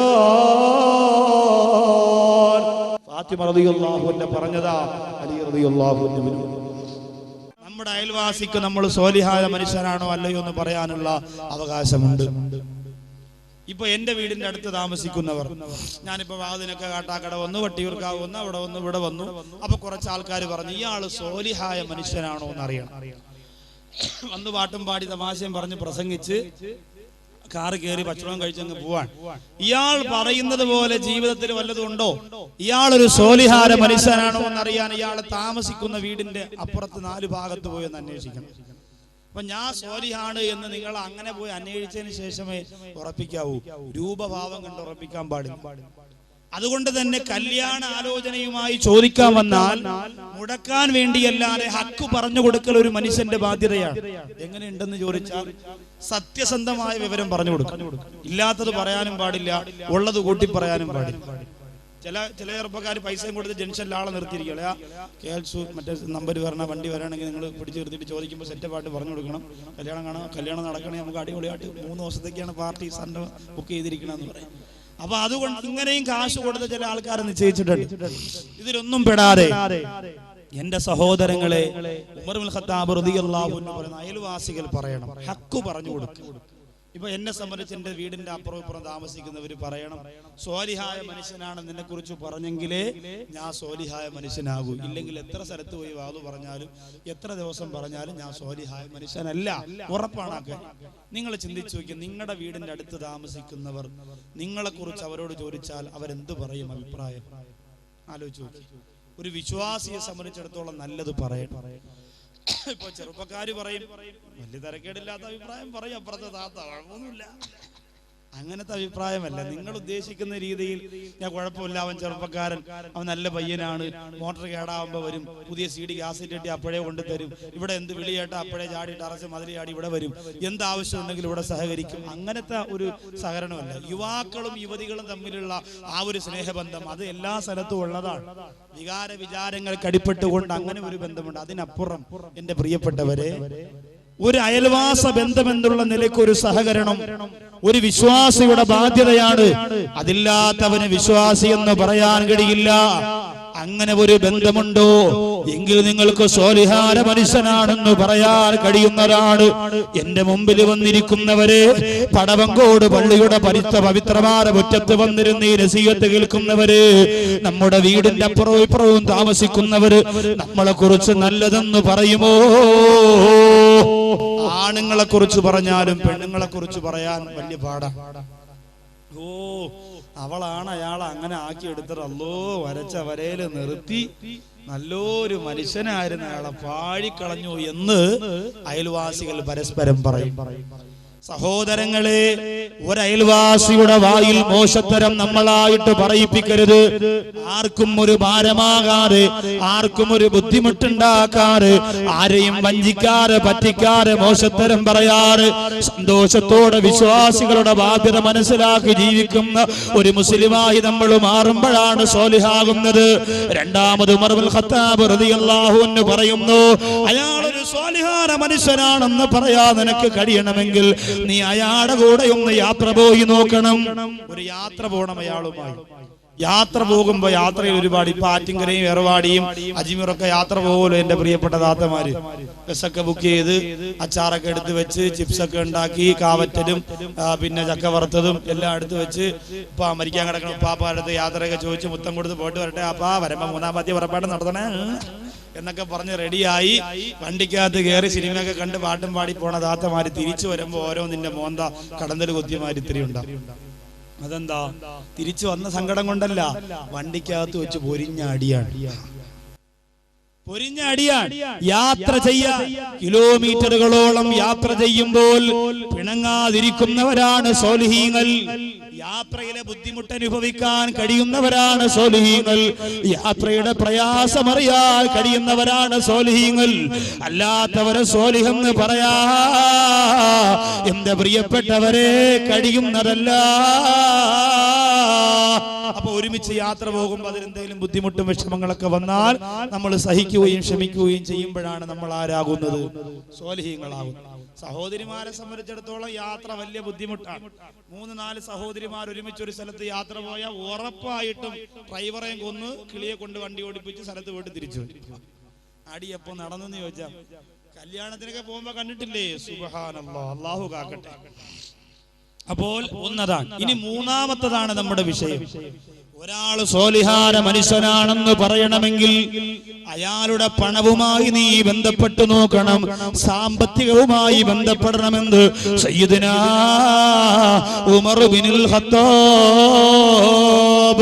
റളിയല്ലാഹു അൻഹു പറയുകയാണ്. ഒരാളുടെ സ്വഭാവം അറിയണമെങ്കിൽ അയാളുടെ പോക്കറ്റിൽ ഒന്ന് ബന്ധപ്പെടണം. അയാളുടെ പോക്കറ്റിൽ തൊട്ട് നോക്കുമ്പോഴാണ് സ്വഭാവം അറിയുന്നത്. അല്ലാഹു സുബ്ഹാനഹു വ തആല പടച്ച റബ്ബ് തന്ന സമ്പത്തിനെ, അല്ലാഹു അനുവദിച്ചു തന്ന മാർഗത്തിലൂടെ സമ്പാദിക്കുന്ന സമ്പാദ്യത്തിന് അർഹതപ്പെട്ടവർക്ക് കൊടുക്കാ. അല്ലാഹുവേ, പാവപ്പെട്ട നമുക്ക് തൗഫീഖ് തരണേ അല്ലാഹ്. എത്രയോ സാധുക്കൾ ഈ മജ്‌ലിസിലുണ്ട്, എത്രയോ പാവപ്പെട്ടവരുണ്ട്, പട്ടിണി പാവങ്ങളുണ്ട്. അവർക്ക് സമ്പാദ്യം നീ കൊടുക്കണേ അല്ലാഹ്. പരീക്ഷണത്തിൽ പതറാത്ത സ്വത്ത് കൊടുത്തുകൊണ്ട് അവര് നീ സഹായിക്കണേ അല്ലാഹ്. അല്ലാഹുവിന്റെ റസൂൽ സഹാബത്തിനോട് പറയുന്നു, സഹാബത്തെ, ഉടുതുണിക്ക് മറുതുണിയില്ലാത്ത ഈ കാലഘട്ടമാണ് നല്ലത്. ഇതല്ലാതെ ഒരുപാട് സമ്പാദ്യം വന്നാ നിങ്ങൾ അല്ലാഹയെ മറന്നുപോകും. സഹാബത്തെ, സഅലബത്ത് എന്ന് പറയുന്ന സഹാബിയുടെ കഥ നിങ്ങൾക്കറിയാമല്ലോ. നിസ്കാരത്തിന് ഓടി ഓടി വന്നുകൊണ്ടിരുന്നയാളാ, കൃത്യമായി നിസ്കരിക്കാൻ വന്നുകൊണ്ടിരുന്നയാളാ. അല്ലാഹുവിന്റെ റസൂൽ നിസ്കാരം കഴിഞ്ഞ് പെട്ടെന്ന് പള്ളിയിൽ നിന്ന് ഇറങ്ങിപ്പോകുമ്പോ അല്ലാഹുവിന്റെ റസൂൽ ചോദിച്ചു, സഅലബാ, എന്താ നീ പെട്ടെന്ന് ഇറങ്ങി പോകുന്നത്? ആ സഅലബ പറയുന്നു, നബിയേ, അല്ലാഹുവിന്റെ റസൂലേ, ഞാൻ ധരിച്ചിരിക്കുന്ന വസ്ത്രമുണ്ടല്ലോ, എന്റെ വീട്ടിൽ കൊണ്ട് കൊടുത്തിട്ടാണ് എന്റെ ഭാര്യക്ക് നിസ്കരിക്കാനുള്ളത്, വേറെ വസ്ത്രമില്ല നബിയേ എന്ന് പറഞ്ഞ സഅലബത്തിന് അല്ലാഹുവിന്റെ റസൂൽ ദുആ ചെയ്തുകൊണ്ട് ഒരാടിനെ സമ്മാനമായി കൊടുക്കുകയാണ്. കഷ്ടപ്പാട് മാറാൻ, പട്ടിണി മാറാൻ, ദുഃഖം മാറാൻ അല്ലാഹുവിന്റെ റസൂൽ അങ്ങനെ കൊടുത്തപ്പോ അവസാന സഅലബത്താരായി മാറിയെന്നറിയോ? സക്കാത്ത് കൊടുക്കാത്ത മൂരാച്ചിയായി സഅലബത്ത് മാറി. പള്ളിയിൽ നിസ്കരിക്കാൻ വരാ സഅലബത്തിന് നേരമില്ല. കാരണം പണം ഒരുപാട് കൂടിപ്പോയത് കൊണ്ട്, കണക്കൊരുപാട് കൂടിപ്പോയത് കൊണ്ട്, വലിയ ആടുകളെ, ആയിരക്കണക്കായ ആടിന്റെ മുതലാളിയായിട്ട് സഅലബ മാറിപ്പോയത് കൊണ്ട് നിസ്കരിക്കാൻ നേരമില്ല. പടവങ്കോടുള്ളവരെ, നമ്മൾ അങ്ങനെ ആയി പോകരുത്. അല്ലാഹു കഷ്ടപ്പാടും ദുഃഖവും തരുമ്പോ മാത്രം ഒരു പടച്ചോ മതിയോ? അല്ലാഹു കണ്ണീര് തരുമ്പോ മാത്രം ഒരു പടച്ചോ മതിയോ? പണം തരുമ്പോഴും സമ്പാദ്യം തരുമ്പോഴും സൗഭാഗ്യം തരുമ്പോഴും അല്ലാഹുവിന്റെ പള്ളിയെ മറക്കല്ലേ. ചില ചെറുപ്പക്കാരുണ്ട്, ആദ്യമായിട്ട് ഗൾഫിൽ പോകാൻ പോകുമ്പോ പള്ളിയിൽ വരും. എന്നിട്ട് വാപ്പാര കവറിന്റെ അടുത്ത് വന്ന് യാസീൻ ഓതി ദുആ, ഉമ്മാര കവറിന്റെ അടുത്ത് വന്ന് ദുആ, പാപ്പാര കവറിന്റെ അടുത്ത് വന്ന് ദുആ, ഉസ്താദിന് 100 രൂപ, അസിസ്റ്റന്റ് ഉസ്താദിന് 50 രൂപ, മുഹദ്ദീസ് സാഹിബിന് 25 രൂപ, ബാക്കിയുള്ള പൈസ കാണിക്കപ്പെട്ടിയിലോട്ട് കരഞ്ഞിട്ടാണ് പോവാ. ആദ്യം ഗൾഫിൽ പോകുമ്പോ മാത്രമേ ഇതുള്ളൂ. രണ്ടാമത് ഗൾഫിൽ പോകാൻ നേരത്ത് വാപ്പാര കവറും വേണ്ട, ഉമ്മാര കവറും വേണ്ട, ഒന്നും വേണ്ട. കാരണം എന്താ? അടവുകളൊക്കെ മനസ്സിലായി. എങ്ങനെയാണ് ഗൾഫിൽ നിന്ന് പറ്റുക, എങ്ങനെയാണ് പറ്റിക്കേണ്ടത്, എങ്ങനെയാണ് തട്ടിപ്പ് നടത്തേണ്ടത്, എങ്ങനെയാണ് കാശുണ്ടാക്കേണ്ടത്. അതുകൊണ്ട് ഇനി ദുആയൊക്കെ ചെയ്ത് പ്രതീക്ഷിക്കേണ്ട കാര്യമില്ല. അല്ലാഹു തആല എല്ലാം നമുക്ക് പഠിപ്പിച്ചു തന്നിരിക്കുകയാണ്. ഈ ഒരു ധാരണ സഹോദരങ്ങളുടെ മനസ്സിലുണ്ടാക്കുന്നതിന്റെ പ്രിയപ്പെട്ടവരെ, അവനെ നശിപ്പിക്കുന്ന സമ്പത്താണ്. അവനെ നശിപ്പിക്കുന്ന സമ്പത്താണ്. നല്ലതുപോലെ മൂടിക്കെട്ടി വെച്ചുകൊണ്ട് നടന്നിരുന്ന സഹോദരി, അവരുടെ ഭർത്താവിന് പെട്ടെന്ന് തന്നെ ഗൾഫിൽ വെച്ച് നല്ല സമ്പാദ്യം കിട്ടി, അൽഹംദുലില്ലാഹ്. പിന്നെ ഈ സഹോദരിക്ക് ഒരു മോഡൽ മാറ്റമാണ്. പിന്നെ പെട്ടെന്ന് തന്നെ പഴയ ഡ്രസ്സൊക്കെ ഒന്ന് മാറ്റി മോഡൽ വസ്ത്രത്തിലേക്ക് കടന്നു വരണമെന്നുള്ള താല്പര്യം. ഏതൊക്കെ വസ്ത്രം മാറ്റിയാലും എന്റെ സഹോദരിമാരെ, നിങ്ങളോട് കാല് പിടിച്ചുകൊണ്ടൊരു കാര്യം ഞാൻ പറയാം. എല്ലാ ഉമ്മമാരും നിസ്കരിക്കുന്ന നിസ്കാര കുപ്പായം, ഒന്ന് കാണണം എൻ്റെ റബ്ബേ. കരമ്പേനും അടിച്ച് വിയർപ്പും ദുർഗന്ധവും ആയിട്ട് നിസ്കാര റൂമിൽ ഇങ്ങനെ തൂക്കിയിട്ടിട്ടുണ്ട്. ഒന്ന് എടുക്കുകയോ ഉണക്കാനിടുകയോ കഴുകിയിടുകയോ പോലും ചെയ്യൂല. എന്തൊരവസ്ഥയാണ് സഹോദരിമാരെ. വെളിയിലിറങ്ങുമ്പോ അത്ര പൂശാത്ത സ്ഥലമില്ല. തേച്ചതിനെ ചുളുങ്ങിപ്പോയെങ്കിൽ അതിനെ വൃത്തിയാക്കാതെ സഹോദരിമാര് പുറത്തിറങ്ങൂല. അങ്ങനെ ജീവിക്കുന്ന എന്റെ പ്രിയപ്പെട്ട സഹോദരിമാരുടെ നിസ്കാര റൂമിനകത്ത് കിടക്കുന്ന നിസ്കാര കുപ്പായ ഒന്ന് കാണണം. ചാനലുകാരെങ്കിലും കാണണമെങ്കിൽ പിന്നെ ഒരാഴ്ചത്തേക്ക് അവർക്ക് അത് തന്നെ ബഹളം. കാരണം എന്താ? കരമ്പേനടിച്ച് കൈയുടെ ഭാഗം മൊത്തവും കറുകറ. പിന്നെ ഏറ്റവും അധികം കാണേണ്ടത് സോക്സ് ആണ്. ഉമ്മാമ്മമാര് കാലിലിടുന്ന സോക്സ്. അല്ലോ, ഊരണ കയറിയിരിക്കണം, തട്ടി നോക്കിയിട്ട് വേണം കാലിലിടാൻ. ഇതിങ്ങനെ വേഴാഴ്ച കിടന്ന് നിങ്ങളൊന്നും എടുത്തിട്ട് അറസിന്റെ മണ്ടയിലിട്ടെങ്കിലും ഒന്നിട്ട് ഉണക്കണം. ആരും എടുക്കാറില്ലത്. അച്ഛ കൊണ്ട് തന്നതാ, മക്കയിൽ പോയപ്പോ കിട്ടിയതാ, മദീന പോയപ്പോ കിട്ടിയാന്ന് പറഞ്ഞ് അങ്ങനെ വെച്ചിരിക്കുകയാണ്. അള്ളാഹു കാക്കട്ടെ. അപ്പോ അള്ളാഹു തന്ന സമ്പാദ്യം അത് മറ്റുള്ളവർക്ക് അർഹതപ്പെട്ടതാണെന്ന് മനസ്സിലാക്കാ എന്റെ പ്രിയപ്പെട്ടവരെ നമുക്ക് സാധിക്കണം. അള്ളാന്റെ റസൂലിന്റെ പൊന്നുമോള് ഫാത്തിമ ബീവി റളിയല്ലാഹു തആല ജീവിതത്തിൽ അത് പ്രകടിപ്പിച്ചവരല്ലേ. അള്ളാഹു കൊടുത്ത സമ്പാദ്യം അള്ളാഹു ഒന്നും കൊടുത്തില്ല. ഫാത്തിമ ബീവി റളിയല്ലാഹു അൻഹക്ക് പടവം കൊടുത്ത സഹോദരിമാർക്കും എന്തെല്ലാ സൗകര്യങ്ങളുണ്ടായി, എന്തെല്ലാ സംവിധാനങ്ങളുണ്ടായി, എത്രയോ ജീവിത സുഖങ്ങളുണ്ടായി. ഇന്ന ലികുല്ലി ഉമ്മത്തിൻ ഫിത്ന വഫിത്നതു ഉമ്മത്തി അൽമാൽ. എല്ലാ സമുദായത്തിനും അള്ളാഹു ഫിത്ന കൊടുത്തിട്ടുണ്ട്, പരീക്ഷണം കൊടുത്തിട്ടുണ്ട്. വഫിത്നതു ഉമ്മത്തി, എനിക്ക് അല്ലാഹു തന്നിരിക്കുന്ന പരീക്ഷണം എന്തെന്നറിയോ? അൽമാൽ, അത് സമ്പത്താണെന്ന് നബി മുഹമ്മദ് മുസ്തഫ അല്ലാഹുവിന്റെ റസൂൽ ഈ സമുദായത്തിന് കൊടുത്ത സമ്പാദ്യത്തിന്റെ പരീക്ഷണത്തിന്റെ മേഖലയെ വിശദീകരിച്ചുകൊണ്ട് സഹാബത്തിനോട് പറഞ്ഞു കൊടുത്ത ഹദീസാ.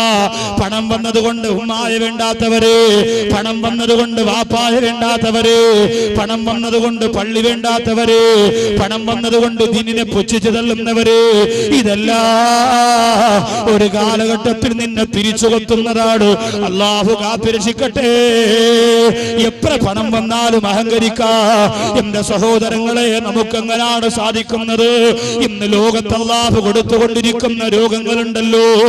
ഒരു ദിവസത്തെ ചികിത്സയ്ക്ക് 1 ലക്ഷം രൂപ വില വരുന്ന അനന്തപുരി ഹോസ്പിറ്റലിന്റെ അകപ്പിളത്ത് കിടക്കുന്ന മാരകമായ രോഗം വന്നവര്, കിഡ്നി തകരാറ് വന്നു പോയവര്, ക്യാൻസർ വന്നവര്, ട്യൂമർ വന്നവര്, വസ്തു വിറ്റ്, വീട് വിറ്റ്, പുരയിടം വിറ്റ്, സ്വർണ്ണാഭരണം മുഴുവനും വിറ്റുപറക്കിയാലും തീരാത്ത രീതിയിൽ കടം കൊണ്ട് വട്ടം കറങ്ങിയിട്ട് അവസാനം രക്ഷയില്ലാതെ ലോകപ്പെരുമ്പ് ആരെയാണോ ചികിത്സിച്ചത് അവര് ചികിത്സ ഫലിക്കാതെ മരണപ്പെട്ടു പോകുന്ന എത്രയോ പേരുടെ കഥ നമ്മൾ അറിഞ്ഞിട്ടുള്ളതാ.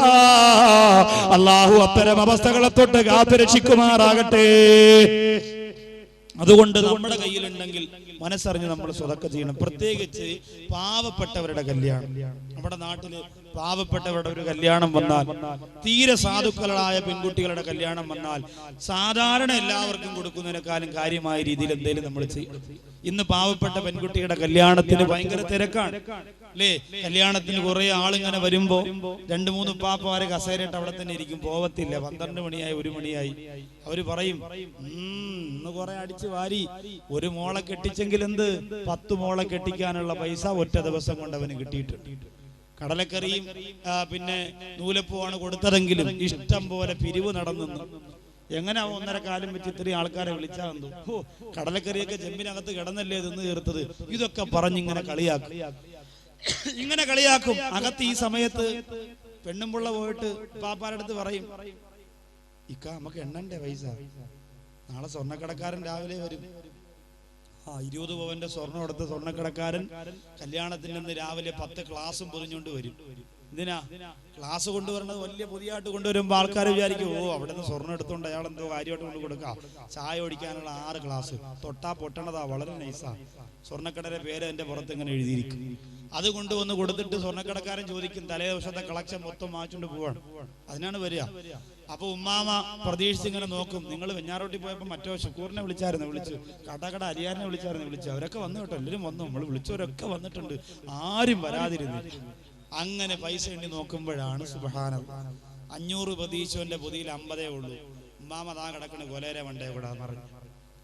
പാപ്പ പറയും നീ വിഷമിക്കണ്ടടി, ഇനി ഉണ്ടല്ലോ ഒരുപാട് പൊതി, ഇനി നിങ്ങളുടെ ആൾക്കാരെ പൊതി എനിക്കറിയാം, ഞങ്ങളുടെ ആൾക്കാരെ പൊതി എത്ര. അവസാനം വാപ്പാടെ ആൾക്കാരെ പൊതി എണ്ണുമ്പോൾ വാപ്പായും പറഞ്ഞു ബാക്കി ഒന്ന് ആളെ കൊടുക്കാനുള്ള കൊലേരെ വണ്ടേ കൂടെ. പുതിയ പെണ്ണിനെ ഒന്നും അറിയേണ്ട കാര്യമില്ല. പുതിയ പെണ്ണ് അവിടെ ഇങ്ങനെ ഒരുങ്ങിയിരിക്കാണ്. മനസകമിൽ മുഹബത്ത് പെരുത്ത് നിനവുകൾ കുരുത്ത് മഹർമാല എടുത്ത് മധുമതിയാ മണിമങ്ക കിണങ്ങുവാൻ മണിമാരനീത വരുന്നേ. ഇതൊക്കെ കൂട്ടുകാരികൾ പാട്ടൊക്കെ പാടി കൊച്ചു കള്ളി എന്ന് പറഞ്ഞ് കവളത്തൊക്കെ നുള്ളി കസേരയിൽ പുതിയ പെണ്ണിനെ ഇരുത്തി മൈലാഞ്ചൊക്കെ ഇട്ട് ഇങ്ങനെ ഇരിക്കാണ് എല്ലാരും. പുതിയ പെണ്ണിന് കുറെ സമ്മാനം കിട്ടി. കോളേജിൽ നിന്ന് കുറെ 50 കുട്ടികൾ വന്നു. ഉള്ള പൊറോട്ട മൊത്തം തിന്നുകൊണ്ട് പോയി. കൊണ്ട് കൊടുത്തതെന്താ? ക്ലോക്ക്. 50 രൂപ ക്ലോക്ക്. വല്ലാത്ത കഷ്ടമാണ്. പാവപ്പെട്ട പെൺകുട്ടിയുടെ വീട്ടിൽ വന്നിട്ട് 50 കിലോ വരെ പൊറോട്ട അടിച്ചു തിന്നുകൊണ്ട് കോളേജിലെ കുറെ കൂട്ടുകാരും വന്ന് തിന്ന് അറന്മാര് ചേമ്പൊക്കെ വിട്ട് വളഞ്ഞു നിട്ടങ്ങ് പോയി. കൊടുത്തരെന്താ? മേശപ്പുറത്ത് വെക്കാനുള്ള മണവറ വെക്കാനുള്ള ക്ലോക്ക്. സമയം അറിയാത്തതിന്റെ കുറവുകൂടെ ഉള്ളു പെണ്ണും പിള്ളക്ക്, ബാക്കിയെല്ലാം തികയും. ആ പൈസ നിങ്ങൾ എല്ലാവരുടെ പൗപ്പത്തിരി വിട്ട് കൊടുത്താലും പലവഞ്ഞനക്കടയിൽ ഒരു കരിയിലെ പൈസ കൊടുക്കാൻ പറ്റിയ വാപ്പാ കത്തിരി ആയില്ലേ. നമ്മൾ ആരാ അങ്ങനെ ചെയ്യാ? കൂട്ടുകാരൊക്കെ അങ്ങനെ ചെയ്തേ. കോളേജിൽ എത്ര രൂപ കൊണ്ടുവന്ന് പൊടിച്ചു കളയുന്നു, കോളേജിൽ എത്ര രൂപ കൊണ്ടുവന്ന് ആവശ്യമില്ല നശിപ്പിച്ചു കളയുന്നു. ആരെങ്കിലും അങ്ങനെ ചെയ്യുന്നുണ്ടോ? അപ്പൊ അങ്ങനെ ഇതൊക്കെ കഴിഞ്ഞെന്റെ പ്രിയപ്പെട്ടവര്. പക്ഷേ ഈ പെൺകുട്ടിക്ക് അതൊന്നും ചിന്തിക്കാൻ നേരമില്ല. അതേ റൂമിന്റെ അകത്ത് കിടന്നുകൊണ്ട് പ്രിയപ്പെട്ട പാവപ്പെട്ട പെൺകുട്ടികളെ ഉപ്പ പൊട്ടിക്കരന്നുകൊണ്ടിരിക്കുകയാണ്. അല്ലാഹുവേ, നാളെ ഓഡിറ്റോറിയത്തിൽ കൊണ്ടുപോയി കൊടുക്കാനുള്ള പഴക്കൊല തൂക്കിയിട്ടിരിക്കുന്ന റൂമിന്റെ അകത്ത് ഞാനങ്ങ് തൂങ്ങിച്ചാകട്ടെയോ എന്ന് ചിന്തിക്കുന്ന വാപ്പാ. കൊല കെട്ടിയിരിക്കുന്ന റൂം യഥാർത്ഥ കൊല റൂമായി മാറട്ടെയോ എന്ന് രാത്രി ഉമ്മയും ഉപ്പയും ചിന്തിക്കുമ്പോഴും മോള് അതൊന്നും ആലോചിക്കണില്ല. മോള് പറയാ, ഞാൻ വാപ്പായോട് പറഞ്ഞതാ എല്ലാ ആലുക്കാസിൽ നിന്ന് എടുത്താൽ മതി. പിന്നെ വാപ്പ കടം കിട്ടുമെന്നും പറഞ്ഞാൽ മറ്റേ കടയിൽ നിന്ന് എടുത്തത്. ഇതൊക്കെ പറഞ്ഞ് വാപ്പായെ കുറ്റപ്പെടുത്താൻ മോള്.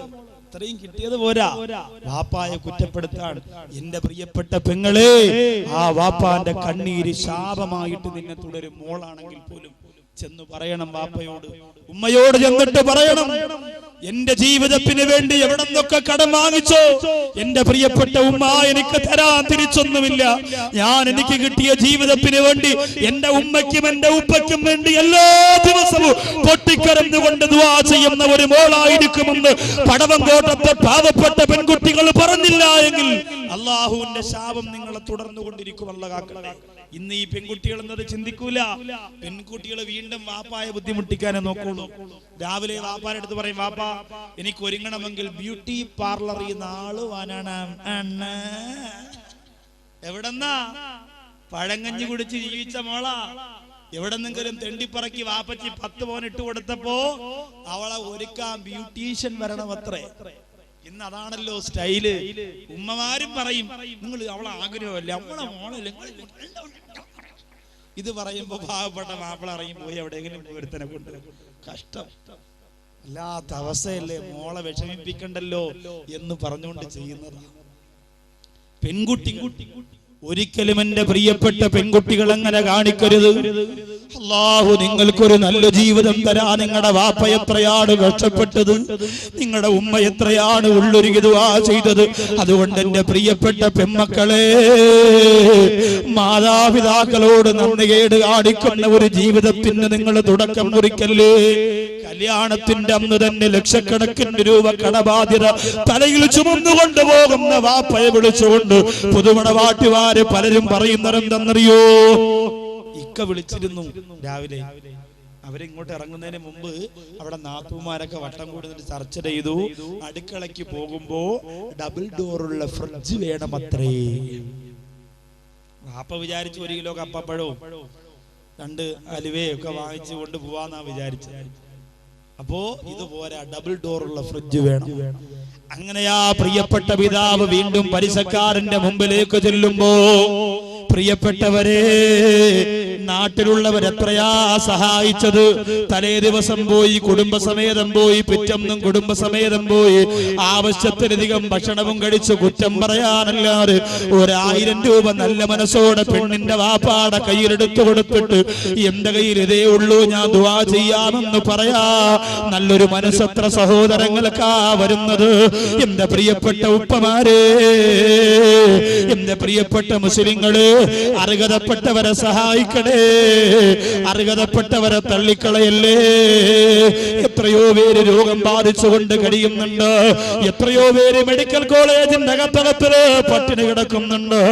അതേ നമ്മുടെ നാട്ടിലുള്ള അന്യമതക്കാരായ ശിവസേന പോലെയുള്ള ഹൈന്ദവ മതത്തിന്റെ സംഘടനക്കാര് മെഡിക്കൽ കോളേജിന്റെ ഫ്രണ്ടില് ഉച്ചക്കഞ്ഞി വിതരണം നടത്തുമ്പോ നമ്മുടെ മുസ്ലിം ഉപ്പമാരുടെ പ്രിയപ്പെട്ട മക്കള് പള്ളി വലുത്താൻ, പള്ളി വളർത്താൻ കോടിക്കണക്കിന് രൂപ പിരിവ് നടത്തുന്ന നമ്മുടെ പ്രിയപ്പെട്ട പള്ളിക്കാര്, അതുപോലെ പള്ളിയുടെ ബാത്റൂമിൽ പോലും ലക്ഷക്കണക്കിന് രൂപയുടെ ഗ്രാനൈറ്റ് ഒട്ടിക്കുന്ന പ്രിയപ്പെട്ടവര്, മുസ്ലിം സമുദായത്തിന്റെ പ്രിയപ്പെട്ട ഉപ്പമാര് അവരുടെ വീടിന്റെ മുറ്റം പോലും ഗ്രാനൈറ്റ് കൊണ്ട് അലങ്കരിക്കുമ്പോ മെഡിക്കൽ കോളേജിന്റെ മുറ്റത്ത് ഈ സമുദായത്തിന്റെ പാവപ്പെട്ട പെൺകുട്ടിയരാ ശിവസേനക്കാരൻ ഫ്രീ ആയിട്ട് കൊടുക്കുന്ന ഉച്ചക്കഞ്ഞി വാങ്ങാൻ പോയി തൂക്കുപാത്രവുമായി കാത്തു നിൽക്കുമ്പോ എന്റെ പ്രിയപ്പെട്ട സമുദായമേ, നിങ്ങൾ ആരെയാ സ്നേഹിക്കുന്നത്? നിങ്ങൾ ആരെയാ സേവിക്കുന്നത്? അല്ലാഹുവിനെ സാക്ഷി നിർത്തിയിട്ട് അർഹതപ്പെട്ട പാവപ്പെട്ടവർക്ക് വേണ്ടി സ്വതക്ക ചെയ്യാനുള്ള മനസ്സ് എന്റെ സഹോദരങ്ങൾക്ക് വേണ്ടേ. നിത്യവൃത്തിക്ക് വകയില്ലാതെ പട്ടിണി കിടക്കുന്ന ഫാത്തിമ ബീവി റളിയല്ലാഹു അൻഹയുടെ മുമ്പിലേക്ക് അല്ലാഹുവിന്റെ റസൂൽ പറഞ്ഞു വിടുകയാണ്, ഒരു ഫക്കീറിന് ധരിക്കാൻ വസ്ത്രമില്ല നബിയേ, കഴിക്കാൻ ഭക്ഷണമില്ല നബിയേ. റസൂല് പറഞ്ഞു, സഹാബത്തിന്റെ അവസ്ഥയെല്ലാം അങ്ങനെയാണ്. നിന്നെ എവിടെ പറഞ്ഞു വിടാനാണ്, എവിടെ പറഞ്ഞു വിടാനാണ്? എങ്കിലും എന്റെ പൊന്നുമോളെ മുമ്പിലൊന്ന് ചെല്ലുക, അവളൊന്നും തരാതിരിക്കൂല. ഫാത്തിമ ബീവി റളിയല്ലാഹു തആല അൻഹയുടെ വീടിന്റെ മുമ്പിലേക്ക് പറഞ്ഞു വിടുമ്പോ സലാം പറഞ്ഞുകൊണ്ട് മഹദിയായ ഫാത്തിമ റളിയല്ലാഹു അൻഹയെ വിളിക്കുമ്പോ വാതിലിന്റെ മറവിൽ നിന്നുകൊണ്ട് ഈന്തപ്പനയുടെ നാരുകൊണ്ട് മണലുകൊണ്ട് നിർമ്മിച്ചു വെച്ചിരിക്കുന്ന ഓല കൊണ്ട് നിർമ്മിച്ചു വെച്ചിരിക്കുന്ന വീടിന്റെ വാതിലിന്റെ മറവിലിരുന്നു കൊണ്ട് ഫാത്തിമ ബീവി റളിയല്ലാഹു തആല അൻഹ പറയുകയാണ്, എന്തേ നിങ്ങൾ എന്നെ വിളിച്ചത്? അയാള് പറയുന്നു, ഫാത്തിമ,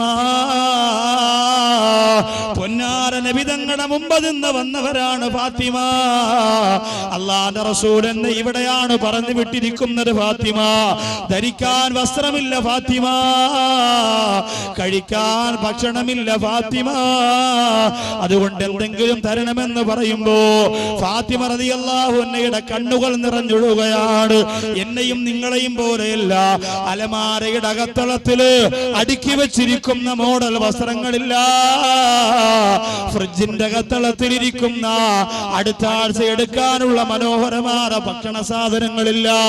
ഫാത്തിമ റളിയല്ലാഹു തആല അൻഹയുടെ മനസ്സ് നോവുകയാണ്, വല്ലാതെ വേദനിച്ചുകൊണ്ട് കരയുകയാണ്. നബി മകൾ പൂവി ഫാത്തിമ ബീവി മനമൊന്നു പിടഞ്ഞാനേ, ഉള്ള സ്വതക്കയിലായി മനദുഃഖം പേരി ഫാത്തിമ കരഞ്ഞാനേ. അഹ്മദിൻ കരള് മുഹമ്മദിനുടല് വെറും കയ്യാൽ മിഴിച്ചാനേ, ഉള്ളം സ്വതക്കയിലായി മനദുഃഖം പേരി കരള് നിറഞ്ഞാനേ. ഫാത്തിമ റളിയല്ലാഹു അൻഹ കണ്ണീരോടെ ചിന്തിക്കുകയാണ്, അല്ലാഹുവേ, എന്താണ് ഞാൻ ഈ മനുഷ്യന് ചെയ്യുക? പെട്ടെന്ന് അതൊക്കെ തന്റെ ഫാത്തിമ റളിയല്ലാഹു അൻഹ കടന്നുപോയി. പനി പിടിക്കുന്ന രാത്രിയില് തന്റെ പ്രിയപ്പെട്ട മക്കള് മൂടിക്കിടക്കുന്ന ഒരു പുതപ്പ് തന്റെ മക്കൾക്ക് മൂടാ. അറേബ്യൻ രാജ്യത്തെ തണുപ്പുള്ള രാത്രികളില് സൂക്ഷിച്ചു വച്ചിരുന്ന ആ ഒരേ ഒരു വസ്ത്രം, അതല്ലാതെ വേറൊന്നുമില്ല. ആ വസ്ത്രം എടുത്തുകൊണ്ട് ഫാത്തിമ റളിയല്ലാഹു അൻഹ ഫഖീറാന മനുഷ്യന്റെ കയ്യിൽ കൊടുക്കുമ്പോ അയാള് പറയുന്നു, ഫാത്തിമ, നാണം മറക്കാ, തണുപ്പ് മാറ്റാ, എനിക്ക് ഈ വസ്ത്രം മതി ഫാത്തിമ. പക്ഷേ വിശപ്പടക്കാനൊന്നുമില്ലല്ലോ. വിശപ്പടക്കാൻ ഒന്നുമില്ലല്ലോ, എനിക്കെന്തെങ്കിലും കഴിക്കാൻ വേണമല്ലോ. ഫാത്തിമ റളിയല്ലാഹു അൻഹ പട്ടിണിയാണ്, പുറത്തു പറയാത്ത പട്ടിണിയാണ്, പുറത്തറിയിക്കാത്ത പട്ടിണിയാണ്. റമളാൻ മാസത്തിലെ ഒരു നോമ്പിന് ഇടയത്താഴം കഴിക്കാൻ കഴിയാതെ വന്നാൽ, ഉറങ്ങിപ്പോയാൽ നാട്ടിലുള്ള എല്ലാവരോടും പറഞ്ഞുകൊണ്ട് എനിക്കിന്ന് പട്ടിണി നോമ്പാണ്, എനിക്കിന്ന് പട്ടിണി നോമ്പാണെന്ന് പുലമ്പിക്കൊണ്ട് നടക്കുന്ന പെങ്ങളെ, ദിവസങ്ങളോളം പട്ടിണി കിടന്ന ഫാത്തിമയുടെ വയറിന്റെ നൊമ്പരം അതേ മദീന എറിഞ്ഞിട്ടില്ല. ഫാത്തിമ റളിയല്ലാഹു തആല അകത്തേക്ക് പോയിട്ട് ചെറിയ ഒരു പെട്ടിയെടുക്കുകയാണ്, ചെറിയ ഒരു ടിന്നെടുക്കുകയാണ്. എന്തിനെന്നറിയോ? അതിന്റെ അകത്ത് തന്റെ ജീവിതത്തിലെ ഏറ്റവും വലിയ ഇഷ്ടപ്പെട്ട ഒരു സ്വപ്നമുണ്ട് പ്രിയപ്പെട്ടവര്. എന്താണെന്നറിയോ? ഖദീജ ബീവി റളിയല്ലാഹു അൻഹ ഈ ലോകത്തിൽ നിന്ന് വിട പറയുമ്പോ തന്റെ പൊന്നുമോള് ഫാത്തിമ റളിയല്ലാഹു അൻഹയ്ക്ക് സമ്മാനമായി കൊടുത്ത ഒരു മാലയാണ്. ലോകത്ത് എത്രയോ സ്വർണം ധരിച്ചവളാണ് ഖദീജ. പടവങ്കോട്ടത്തെ പെങ്ങളെ, നീ ധരിച്ചിരിക്കുന്നതിനേക്കാൾ കൂടുതൽ സ്വർണം ശരീരത്ത് ധരിക്കാൻ ഭാഗ്യം കിട്ടിയവളാണ് ഖദീജ. പക്ഷേ ലോകത്തിലൊന്ന് വിട പറയുമ്പോ എല്ലാം നാളത്തെ ആഖിറത്തിന് വേണ്ടി, പരലോകത്തിന് വേണ്ടി മാറ്റിവെച്ചു പോയപ്പോ ഖദീജ ബീവി റളിയല്ലാഹു അൻഹയ്ക്ക് തന്റെ പൊന്നുമോൾക്ക് കൊടുക്കാൻ ഒന്നുമില്ല. പൊന്നുമോളെ കയ്യിലെടുത്ത് കൊടുക്കാൻ ഒന്നുമില്ലാതെ വേദനിച്ചപ്പോ തന്റെ കഴുത്തിൽ കിടന്ന ഒരേ ഒരു മാല,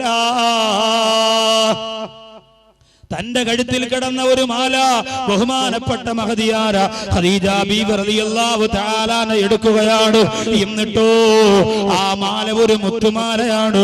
ഫാത്തിമ റളിയല്ലാഹു അൻഹയോട് പറയുന്നു, ഫാത്തിമ, ഈ മാല നിനക്കുള്ളതാണ്, ഉമ്മാക്ക് തരാ വേറെ ഒന്നുമില്ലെന്ന് പറഞ്ഞു ആ മാല കൊടുത്തിട്ട് പറഞ്ഞു, ഫാത്തിമ, ഇന്ന് നിന്റെ ഉമ്മാടെ ചുണ്ടത്തേക്ക് മുത്തം തരണമെന്ന് നിനക്ക് മോഹമുണ്ടാകുന്നുവോ, നിനക്ക് കൊതി വരുന്നുവോ?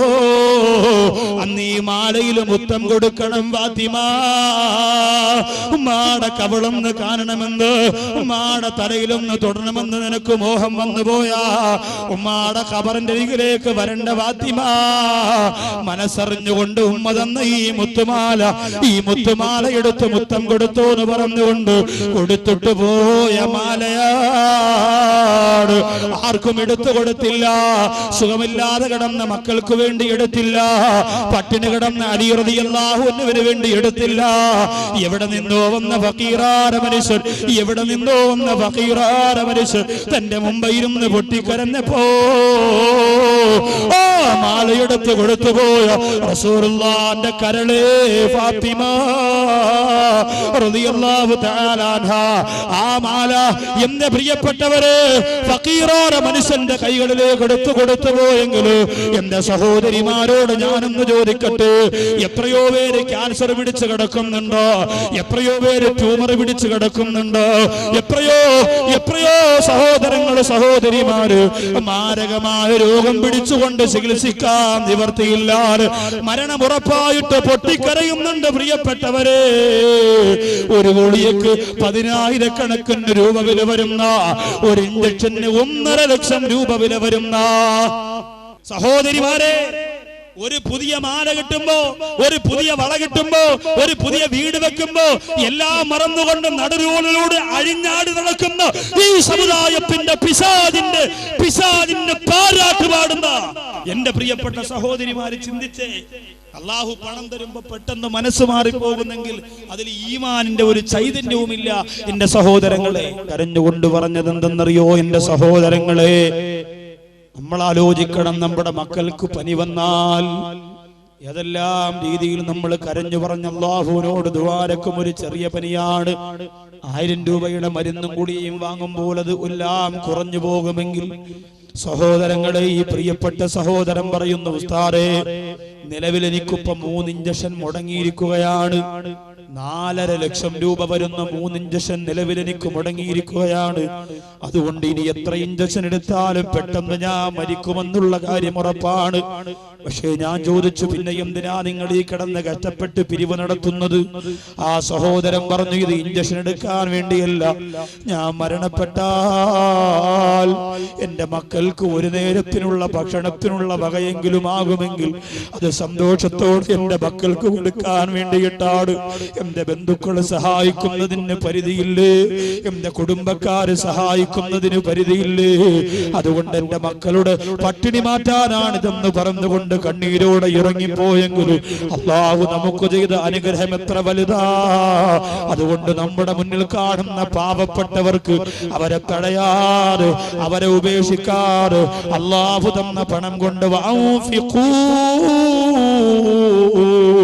മിമ്മാ റസഖ്നാകും മിൻ ഖബ്ലി അൻ യഅതിയ അഹദകുമുൽ മൗത്. അല്ലാഹു മരണമെന്ന് പറയുന്ന വിലയേറിയ ഒരു ലോകത്തേക്ക് നമ്മളെ കൊണ്ടുപോകുന്നതിന് മുമ്പ് അല്ലാഹു നമുക്ക് തന്നതെന്താണോ അതിനെ അർഹതപ്പെട്ടവർക്ക് കൊടുക്കാനുള്ള മനസ്സുണ്ടാവണം. മക്കൾക്കും ഭാര്യക്കും നമ്മൾ കൊടുക്കുക, കുടുംബത്തിൽപ്പെട്ടവർക്ക് കൊടുക്കുക. റമദാൻ മാസമാണ് വരുന്നത്. പടവങ്കോടുള്ള പ്രിയപ്പെട്ടവരെ, പരിശുദ്ധ റമദാൻ മാസമാണ് കടന്നു വരുന്നത്.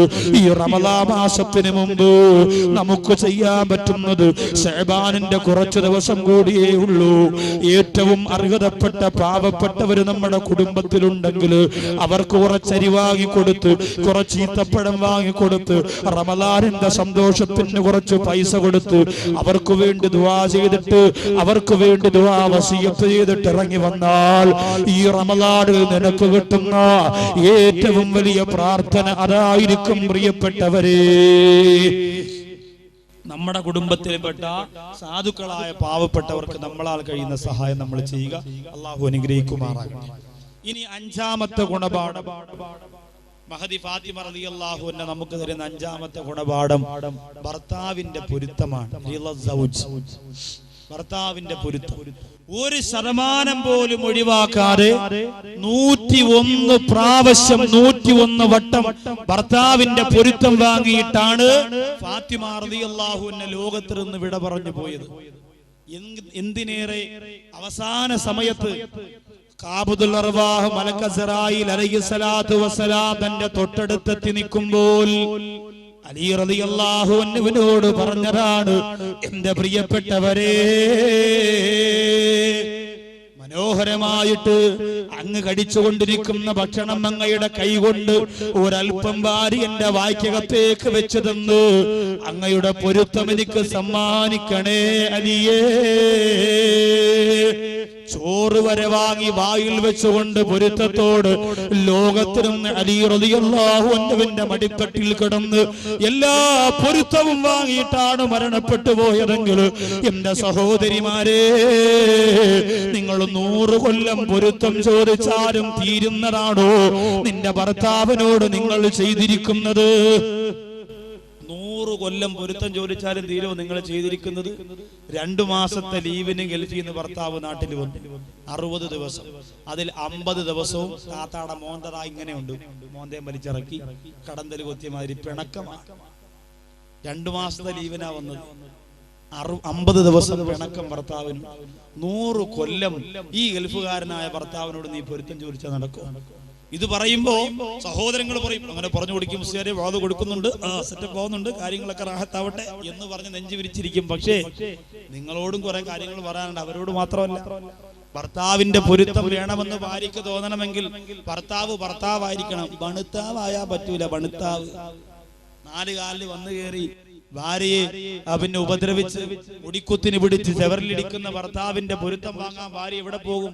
ഭർത്താവിന്റെ വാപ്പാര മുറുക്കാൻ കടച്ചെന്ന് ചോദിച്ചാൽ മതിയോ? എവിടെ പോകും എന്റെ പ്രിയപ്പെട്ടവരെ? ആ പൊരുത്തം ജീവിതത്തിലൂടെ ഈ പ്രിയപ്പെട്ട സഹോദരിക്ക് കിട്ടാൻ എന്ത് ചെയ്യും? എത്രയോ പേര് കള്ളുകുടിച്ച് ആഹ്ലാദിച്ച് നടക്കുന്നുണ്ട്. വീട്ടിന്റെ അകത്തുള്ളത് ഒന്നും ഒരു കാര്യവും ഭർത്താവിന് അറിയേണ്ട കാര്യമില്ല. ചില സഹോദരിമാർ ചോദിക്കാനിട്ടില്ലേ, നിന്റെ ഭർത്താവ് വലിക്കോടി? ഏയ് അയ്യേ, വലിക്കൂലേ.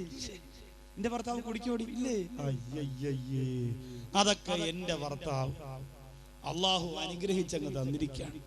രാത്രി ആയിക്കഴിഞ്ഞാൽ മൂക്കുമുട്ട കള്ളും കുടിച്ച് വന്ന് കയറും. റാഹത്താണ്, ഒരു ശല്യവും.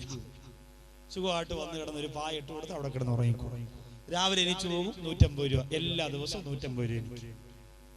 ഈ വാങ്ങിക്കേ, ആഴ്ചപ്പതിപ്പ് വാങ്ങിക്കേ, പിന്നെ എന്തു വേണോ എനിക്ക് ചെയ്യാം. ഭർത്താവിന്റെ ഒരു ഉപദ്രവവും ശല്യവും ഇല്ല. മൂപ്പിലാൻ രാവിലെ കുടിക്കും, രാത്രിയാകുമ്പോൾ 4 കാലി കയറി വരും. ഞാൻ എടുത്ത് കൊണ്ടുപോയി കുളിപ്പിച്ച് മുണ്ടൊക്കെ എടുത്ത് കുളിപ്പിച്ച് അവിടെ കൊണ്ട് കിടത്തും. ഇതെന്നെ ഒരു ശല്യവും. ഇങ്ങനെ ജീവിക്കുന്ന കുടുംബമുണ്ട്. ജീവിതത്തിന് വല്ല അർത്ഥമുണ്ടോ?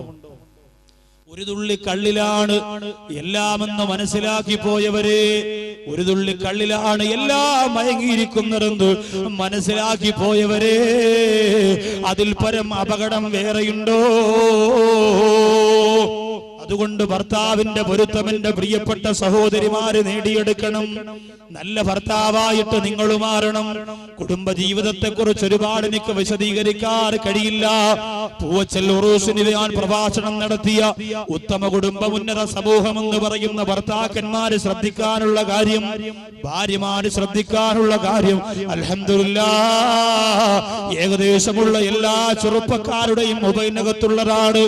കൊല്ലം ജില്ലയുടെ എന്റെ പ്രിയപ്പെട്ട പ്രവർത്തകര്, കാസറ്റ് ഇറക്കുന്ന പ്രിയപ്പെട്ട കൂട്ടുകാര്, അതിനെ അൽഹംദുലില്ലാഹ് എഡിറ്റ് ചെയ്തുകൊണ്ട് MP3 ആയി കേരളത്തിന്റെ എല്ലാ ഭാഗത്തും എത്തിച്ചു കൊടുക്കാൻ തീരുമാനിച്ചിരിക്കുകയാണ്. അതുകൊണ്ട് വിശദീകരിക്കുന്നില്ല. എങ്കിലും എന്റെ പ്രിയപ്പെട്ട സഹോദരിമാരോട് ഞാൻ പറയുകയാണ്, നിങ്ങൾ കണ്ട കുടുംബജീവിതം കുങ്കുമപ്പൂവിലുള്ള കുടുംബജീവിതമല്ലേ? നമുക്ക് വരച്ച് കാണിച്ചു തരുന്നത് റസൂലുള്ളാഹിയുടെ തങ്കക്കുടത്തിന്റെ ജീവിതമാണ്. തന്റെ ഭർത്താവെന്ന് പിണങ്ങിയപ്പോ 70 പ്രാവശ്യം അലി റളിയല്ലാഹു അൻഹുവിന്റെ ചുറ്റും ഇങ്ങനെ നടക്കുകയാണ്. തന്റെ ഭർത്താവെന്ന് പിണങ്ങിയപ്പോ 70 പ്രാവശ്യം അലി റളിയല്ലാഹു അൻഹു എന്ന ഭർത്താവിന്റെ മുമ്പിലൂടെ ഫാത്തിമ റളിയല്ലാഹു അൻഹ നടക്കുകയാണ്. പിണക്കമൊന്ന് മാറ്റാ, ഇണക്കത്തിലേക്ക് കൊണ്ടുവരാൻ അലി റളിയല്ലാഹു അൻഹു അവസാനം ഇണങ്ങിയപ്പോ ഇലാ ഹളറത്തി റസൂലില്ലാഹ്, അല്ലാഹുവിന്റെ ഹബീബിന്റെ മുമ്പിലേക്ക് കരഞ്ഞുകൊണ്ട് ഓടി വന്നിട്ട് പറയുന്നു, നബിയേ, എന്റെ ഭർത്താവ് എന്നോട് പിണക്കമായിരുന്നു നബിയേ, ഇപ്പൊ പിണക്കം മാറി നബിയേ, എന്നോട് ഇണങ്ങുന്നുണ്ട് നബിയേ. ആ സമയത്ത് അല്ലാഹുവിന്റെ റസൂല് പറഞ്ഞതെന്തെന്നറിയോ? എന്റെ പ്രിയപ്പെട്ട ഫാത്തിമ, ഭർത്താവിന്റെ പൊരുത്തമില്ലാതെ ഭർത്താവിനോട് പിണങ്ങി കഴിയുമ്പോഴാണ് നീ മരിക്കുന്നതെങ്കിൽ മാ സല്ലൈതു ബികി യാ ഫാത്തിമ, നിന്റെ മയ്യിത്ത് നിസ്കരിക്കാൻ ഞാൻ ഉണ്ടാവൂല എന്ന് അല്ലാഹുവിന്റെ റസൂൽ തന്റെ പ്രിയപ്പെട്ട ഫാത്തിമ റളിയല്ലാഹു അൻഹയോട് പറഞ്ഞു കൊടുത്തെങ്കിൽ, സഹോദരിമാരെ, ഗൗരവം നമ്മൾ മനസ്സിലാക്കിക്കോ. അയ്യുമാ ഇംറഅത്തിൻ മാതത് വസൗജുഹാ അൻഹാറാൽ ദഖലത്തിൽ ജന്ന. അല്ലാഹുവിന്റെ റസൂൽ പറയുകയാ, ഭർത്താവിന്റെ പൊരുത്തത്തോടെ മരിക്കുന്ന പെണ്ണുണ്ടോ, ദഖലത്തിൽ ജന്ന, ആ പെണ്ണിന് സ്വർഗമാ. അങ്ങനെ സ്വർഗം വാങ്ങിയ പെണ്ണല്ലേ ഖദീജ ബീവി റളിയല്ലാഹു അൻഹ, ഫാത്തിമ ബീവി റളിയല്ലാഹു അൻഹ. എത്രയോ മഹദികള്, എത്രയോ മഹിളാ രത്നങ്ങള്, അവരെയൊന്നും വേണ്ടാതെ സീരിയലിന്റെ നടികളുടെ പിന്നാലെ ചരിത്രം പഠിച്ചുകൊണ്ട് തേ പിടിച്ചവരെ പോലെ അലയുന്ന പെണ്ണേ, അവരെയൊക്കെ പുറം കാലുകൊണ്ട് വലിച്ചെറിഞ്ഞോ. എന്റെയും നിങ്ങളുടെയും ജീവിതത്തിൽ റഹ്മാനായ കരുണക്കടലായ രാജസയ്യിദായ പടച്ച റബ്ബ് സമ്മാനിച്ചിരിക്കുന്നു. ഈ അനുഗ്രഹങ്ങളെ പുറം കാലുകൊണ്ട് ഒരിക്കലും നമ്മൾ വലിച്ചെറിയരുത്. നല്ല മനസ്സോടെ, നല്ല പൊരുത്തത്തോടെ, നല്ല തൃപ്തിയോടെ അള്ളാന്റെ മുമ്പിൽ നമ്മൾ എത്തിക്കോ. അള്ളാഹു അതിന് നമുക്ക് തൗഫീഖ് തരട്ടെ. അള്ളാന്റെ റസൂല് പറയുന്നു, 4 കാര്യം ഒരു മനുഷ്യന്റെ ജീവിത വിജയത്തിന്റെ നിദാനമാണ്. 4 കാര്യം ഒരു മനുഷ്യന്റെ ജീവിതത്തിലുണ്ടായ അവന്റെ ദുനിയാവും ആഖിറവും രക്ഷപ്പെടുന്നതാണ്. 4ാമത്തെ കാര്യം സ്വാലിഹത്തായ ഭാര്യ. ആ 4 കാര്യത്തിൽ 4ാമത്തെ കാര്യം സ്വാലിഹത്തായ ഭാര്യയാണ്. ഈ സ്വാലിഹത്തായ ഭാര്യ എങ്ങനെയാണ് ഉണ്ടാക്കുക? സ്വാലിഹത്തായ ഭാര്യ എങ്ങനെയാണ് ഉണ്ടാക്കുക? ഇന്ന് കല്യാണത്തിന് മുമ്പ് പെണ്ണ് കാണാൻ പോയാൽ ആദ്യം ചോദിക്കുന്നത് ഏത് സിം എന്നാ ചോദിക്കുന്നത്, പേരേതെന്നല്ല. ഏത് സിമ്മാണ്, ഫ്രീ ആയിട്ട് വിളിക്കാൻ പറ്റും, നമ്പർ മാറ്റിക്കൊണ്ട് വരും. പേരെന്തെന്നോ മദർസയിൽ എത്ര വരെ പഠിച്ചെന്നോ ഒന്നും അല്ല ചോദിക്കാം. അതുകൊണ്ട് എന്റെ പ്രിയപ്പെട്ടവരെ, 4ാമത്തെ സ്വാലിഹത്തായ ഭാര്യയാണ്. മൂന്നാമത്തത് ക്ഷമയുള്ള ശരീരമാണ്, നേരത്തെ പറഞ്ഞ ഗുണപാഠങ്ങളിൽ പെടും. രണ്ടാമത്തതോ നന്ദിയുള്ള ഹൃദയമാണ്. ഒന്നാമത്തത് ലിസാനുൻ ദാകിർ, ദിക്റ് ചൊല്ലുന്ന നാവാണ്. ആരംഭപ്പൂവായ പൊന്നാര നബി തങ്ങളുടെ പൊന്നുമോളെ ജീവിതം പഠിച്ച എന്റെ പ്രിയപ്പെട്ട സഹോദരങ്ങള്, നമുക്ക് സമ്മാനിച്ച 5 ഗുണപാഠങ്ങൾ, ഇന്നലെ പറഞ്ഞ 3 ഗുണപാഠങ്ങൾ, അതിലൊന്നാമത്തെ എന്താണ്? എല്ലാവരുടെയും മനസ്സിലേക്ക് അതിനെ തിരിച്ചു കൊണ്ടുവരണം. ഒന്നാമത് ഞാൻ പറഞ്ഞത് ലജ്ജയാണ്. ഈ ദുനിയാവിൽ നമുക്ക് നഷ്ടപ്പെട്ടുകൊണ്ടിരിക്കുന്ന ലജ്ജയെ തിരിച്ചു കൊണ്ടുവരിക.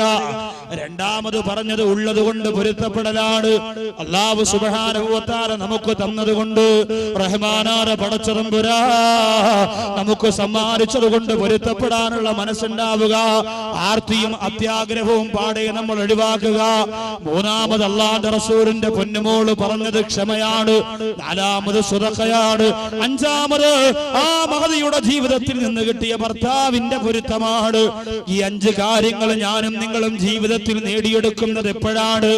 നാളിന്ന് പോകുന്നു, നാളെയാകട്ടെ, നാളേക്കു നാളെ നീ നീളം വിട്ടാട്ടെ. നാളെ ചെയ്യാം, നാളെ ചെയ്യാം, റമദാൻ വരെയല്ലേ, പിറകണ്ടിട്ട് ചെയ്യാം, നാളെ മുതൽ ചെയ്യാം എന്ന് പറഞ്ഞുകൊണ്ട് കാത്തിരിക്കാ ഈ സമുദായത്തിന് നേരമില്ല. നാളെ ചെയ്യാം എന്ന് പറഞ്ഞുകൊണ്ട് മാറ്റിവെക്കാൻ ഒന്നുമില്ല. ഒരു സഹോദരി, 35 വയസ്സുള്ള കൊല്ലം ജില്ലയിലെ കുളപ്പാടത്തുള്ള ഒരു സഹോദരി, നിന്ന നിൽപ്പിൽ ശരീരം തളർന്നു വീണു. കൊല്ലം ജില്ലയുടെ ഒരു ഉപാസന എന്ന് പറഞ്ഞ ഹോസ്പിറ്റലിലായി. ഇന്ന് അവിടെ നിന്ന് കിംസിലേക്ക് കൊണ്ടുവന്നിരിക്കുകയാണ്. പ്രഭാഷണത്തിന് വരുന്നതിന് മുമ്പ് എന്റെ കൂട്ടുകാരൻ സലീം റഷാദി എന്ന് പറഞ്ഞ ഉസ്താദ് വിളിച്ചു പറഞ്ഞ അദ്ദേഹത്തിന്റെ ബന്ധുവാണ്. ദുആ ചെയ്യണം ബാക്കവി, 20% മാത്രമേ ജീവിതത്തിലേക്ക് തിരിച്ചു വരൂ എന്ന്, 20% മാത്രമേ തിരിച്ചു വരാൻ സാധ്യതയുള്ളൂ എന്ന് കിംസിലെ ഡോക്ടർമാര് പറഞ്ഞിരിക്കുകയാണ്. 20% എന്ന് പറയുമ്പോൾ തീരെയും തിരിച്ചു വരാൻ പ്രതീക്ഷ വേണ്ട, അത്രത്തോളം കഷ്ടപ്പാടില്ല. കിംസ് ഹോസ്പിറ്റലിലാണ്. അള്ളാഹു കാത്തിരക്ഷിക്കട്ടെ, അള്ളാഹു തആല കാത്തിരക്ഷിക്കട്ടെ. അതുകൊണ്ട് ജീവിതം കഷ്ടപ്പാടിലും നെരിപ്പോടിലുമായി നിൽക്കുന്ന പ്രിയപ്പെട്ടവരെ, പരിശുദ്ധ റമളാൻ നമ്മുടെ തൊട്ടു മുമ്പിൽ എത്തി നിൽക്കുമ്പോ അല്ലാഹുമ്മ ബാരിക് ലനാ ഫീ ശഅബാൻ വബല്ലിഗ്നാ റമളാൻ വബല്ലിഗ്നാ റമളാൻ.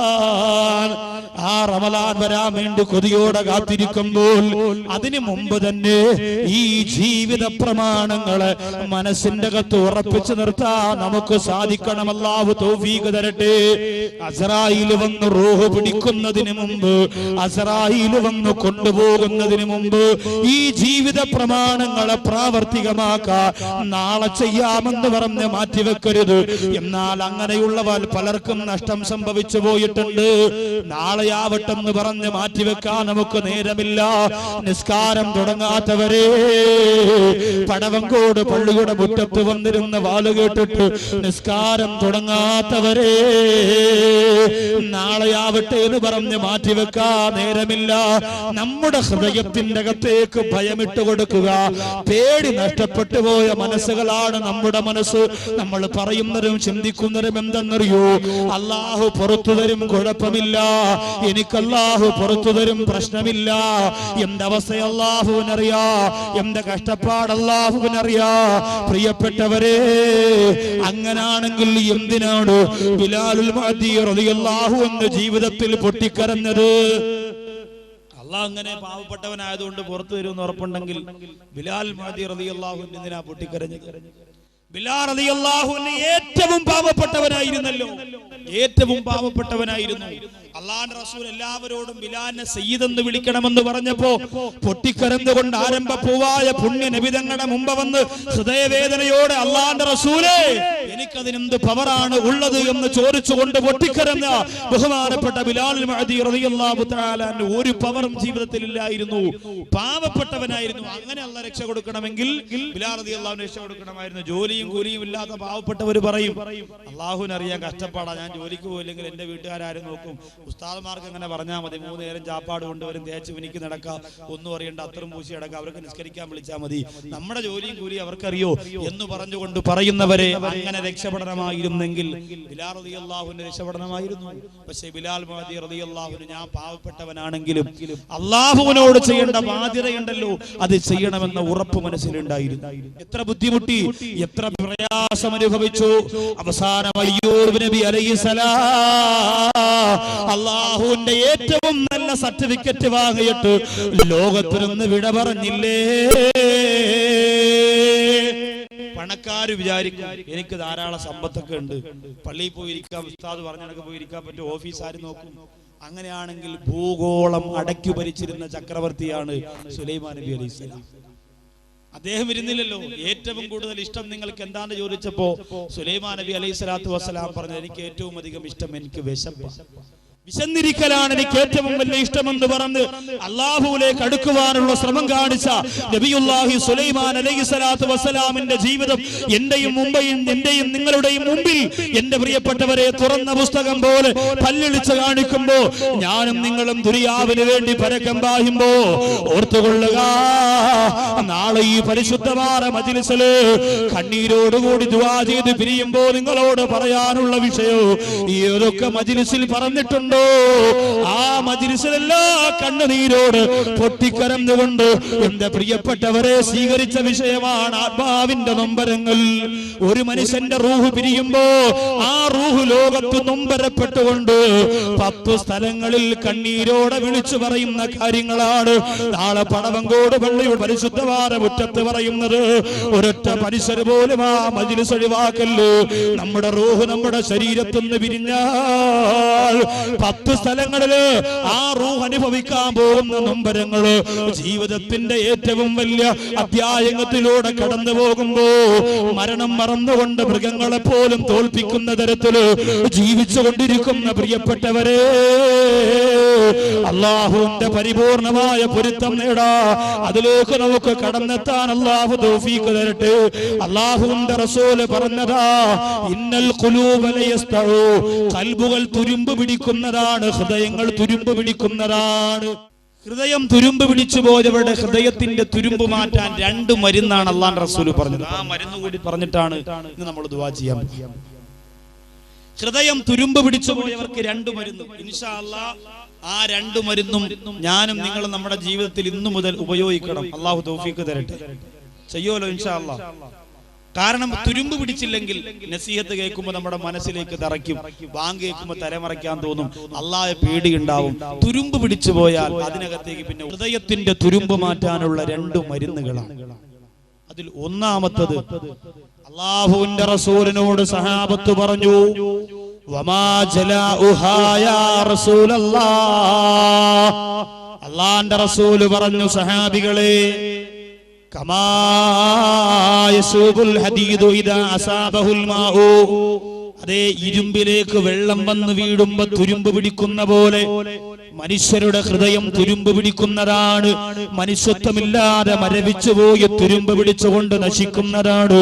വമാ ജലാഉഹാ, അല്ലാഹുവിന്റെ നബിയേ, അതിൽ നിന്ന് വൃത്തിയാക്കാനുള്ള മരുന്നെന്താണ്? ഹൃദയം തുരുമ്പ് പിടിച്ചു പോയത് കൊണ്ടാണ് വർക്കലയിൽ റെയിൽവേ സ്റ്റേഷന്റെ പ്ലാറ്റ്ഫോമിലൂടെ ഒരു പെൺകുട്ടിയെ വലിച്ചടച്ചു കൊണ്ടുവന്ന് റെയിൽവേ ട്രാക്കിലിട്ട് മാനഭംഗപ്പെടുത്തിയത്. ഹൃദയം തുരുമ്പ് പിടിച്ചു പോയത് കൊണ്ടാണ്. കോതമംഗലം പെൺവാണിഭ കേസ് ഓരോ ദിവസവും പത്രത്തിലൂടെ വായിക്കാൻ ആവേശം കാണിക്കുന്ന പ്രിയപ്പെട്ട ചെറുപ്പക്കാരാ, പ്രായപൂർത്തിയാകാത്ത മോളെ വാപ്പ പിതാവ് കൊണ്ടു നടന്ന് ശരീരം വിറ്റിട്ട് ആ കാശ് വാങ്ങി ബിരിയാണി കഴിച്ചാൽ ഇറങ്ങുമോ? ചിന്തിക്കണം. അങ്ങനെയുള്ള വാപ്പ, ഹൃദയം തുരുമ്പിച്ചു പോയ വാപ്പയാണിത്. പ്രായപൂർത്തിയാകാത്ത മോളെ കൊണ്ട് നടന്ന് ശരീരം വിറ്റിട്ട് ആ കാശ് കൊണ്ട് ഉദരപൂരണം നടത്തുന്ന പിതാവിന്റെ കാലം. നമ്മുടെ മനസ്സങ്ങനെ ആവരുത്. നമ്മുടെയും മനസ്സുകൾ, ചില മനസ്സുകൾ ഹൃദയം തുരുമ്പ് പിടിച്ചു പോയവരാണ്. വെള്ളിയാഴ്ച ആരെങ്കിലും വെളിയിൽ വന്ന് കൈ നീട്ടിയിരിക്കുമ്പോ ചവിട്ടി തേച്ചുകൊണ്ട് ഇറങ്ങി പോകൂലേ? മൈൻഡ് ചെയ്യാൻ നേരമില്ലാതെ 1 രൂപ എടുത്തിട്ട് കൊടുത്താൽ ആകാശം ഒടിഞ്ഞു വീഴൂലല്ലോ, ചെയ്യൂല. അതുപോലെ എത്രയോ മനുഷ്യത്വം മരവിച്ചു പോയ പെരുമാറ്റങ്ങൾ, അയൽവാസികളോട് മോശമായി പെരുമാറുന്നവര്, സ്വാർത്ഥതയും അഹങ്കാരവും അഹംഭാവവും, ഞാനും എന്റെ മച്ചായും എന്റെ മക്കളും എന്റെ വീടും എന്റെ വീട്ടിൽ വളർത്തുന്ന പട്ടിയും ഇതിനപ്പുറത്ത് വേറെ ആരും വേണ്ട എന്ന കണിശമായ തീരുമാനത്തിൽ ജീവിക്കുന്നവരുടെ ഹൃദയത്തിൽ നിറച്ചു തുരുമ്പാണ്. ആ തുരുമ്പിനെ മാറ്റം. പടവങ്കോട് പള്ളിയുടെ ഇന്നലത്തെ നസീഹത്ത് കേട്ടിട്ട് നിസാരമായി തള്ളിക്കളഞ്ഞവരുടെ ഹൃദയം മുഴുവനും തുരുമ്പാണ്.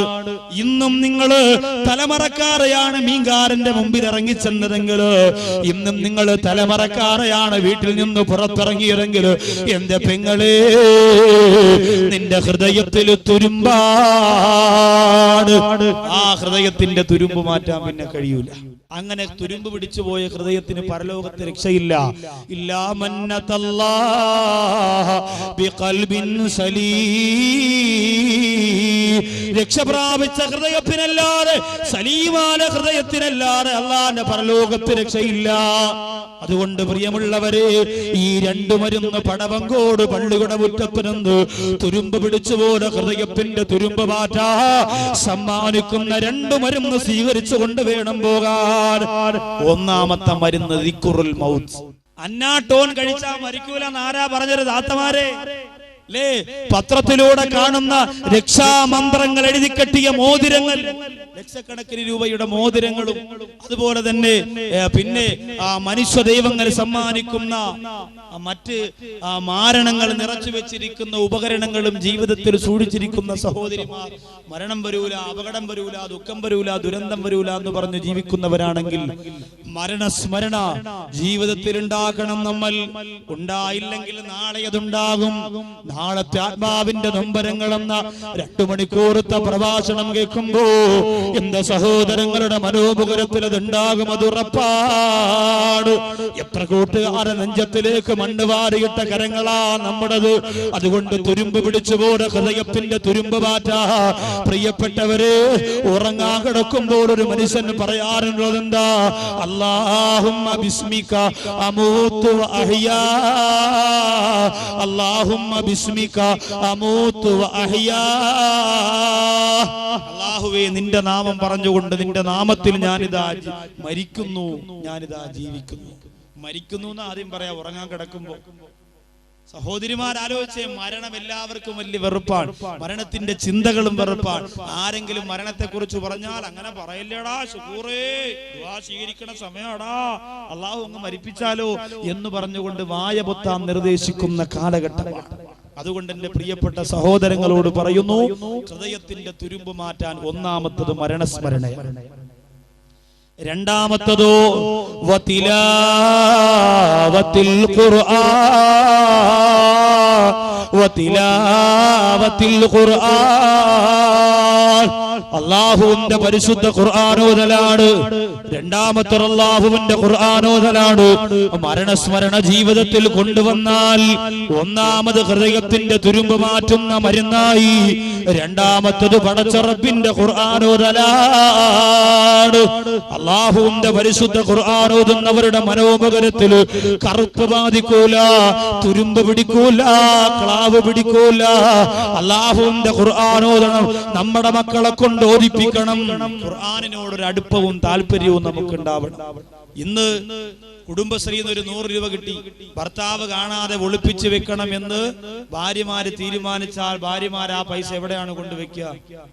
അലമാരക്കകത്ത് വെച്ചാ കൊണ്ടുപോകും, മേശയ്ക്കകത്തിട്ടാ കൊണ്ടുപോകും, അരപ്പാമ്പെട്ടിയിലിട്ടാ കൊണ്ടുപോകും, ടിവിയുടെ അടിയിൽ വെച്ചാ കൊണ്ടുപോകും, കാസറ്റിന്റെ ഇടയിൽ വെച്ചാലും കൊണ്ടുപോകും. ആകെ മച്ച വരാത്ത ഒരു സ്ഥലമുണ്ടെങ്കിൽ അള്ളാഹുവിന്റെ പരിശുദ്ധ ഖുർആനാണ്.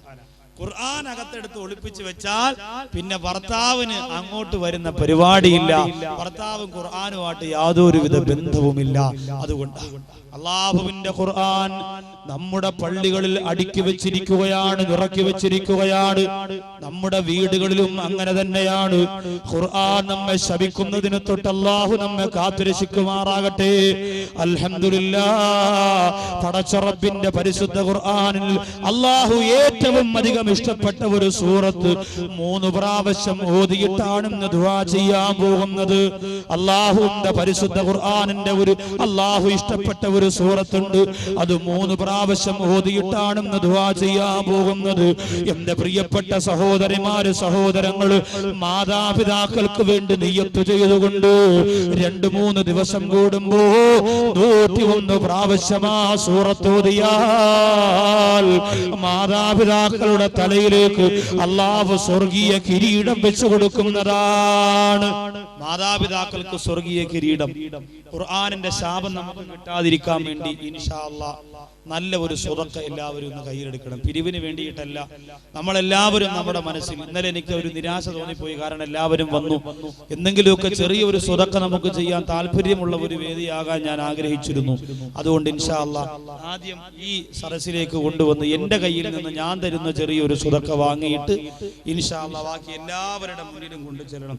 റഹ്മാനായ പടച്ച റബ്ബ് നമ്മുടെ ഈ പരിശുദ്ധമായ പള്ളിയിൽ ഈ അനുഗ്രഹീതമായ ഇൽമിന്റെ വേദിയുടെ വിജയത്തിന് വേണ്ടി ചെയ്യുന്ന സ്വതക്ക സ്വീകരിക്കട്ടെ.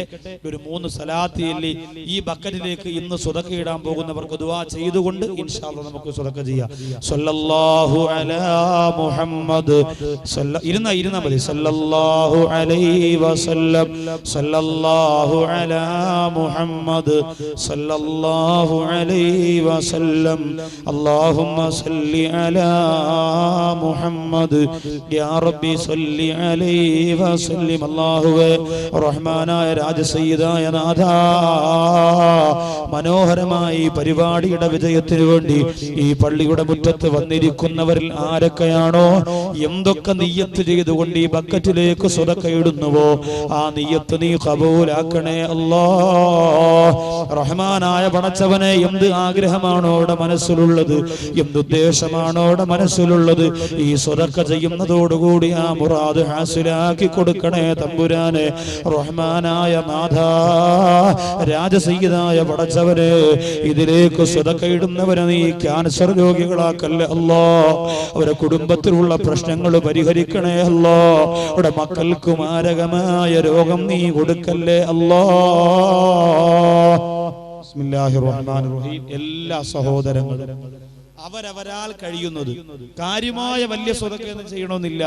നിങ്ങൾക്ക് നിങ്ങളുടെ റബ്ബ് മാത്രം അറിയുന്നതാ. പേരില്ല, പ്രശസ്തിയില്ല, അഡ്രസ് ഇല്ല, ഒന്നുമില്ല. ഒരു കാര്യം നടക്കണമെന്ന് നിയ്യത്ത് ചെയ്തുകൊണ്ട് ഒരു സ്വതക്ക എടുക്കുക. ആ സ്വതക്ക വളരെ സന്തോഷത്തോടെ അൽഹംദുലില്ലാഹ് ഈ സഹോദരങ്ങളുടെ ഈ കൊണ്ടുവരുന്ന ആ ബക്കറ്റിലേക്ക് നിയ്യത്ത് ചെയ്തുകൊണ്ടിടുക.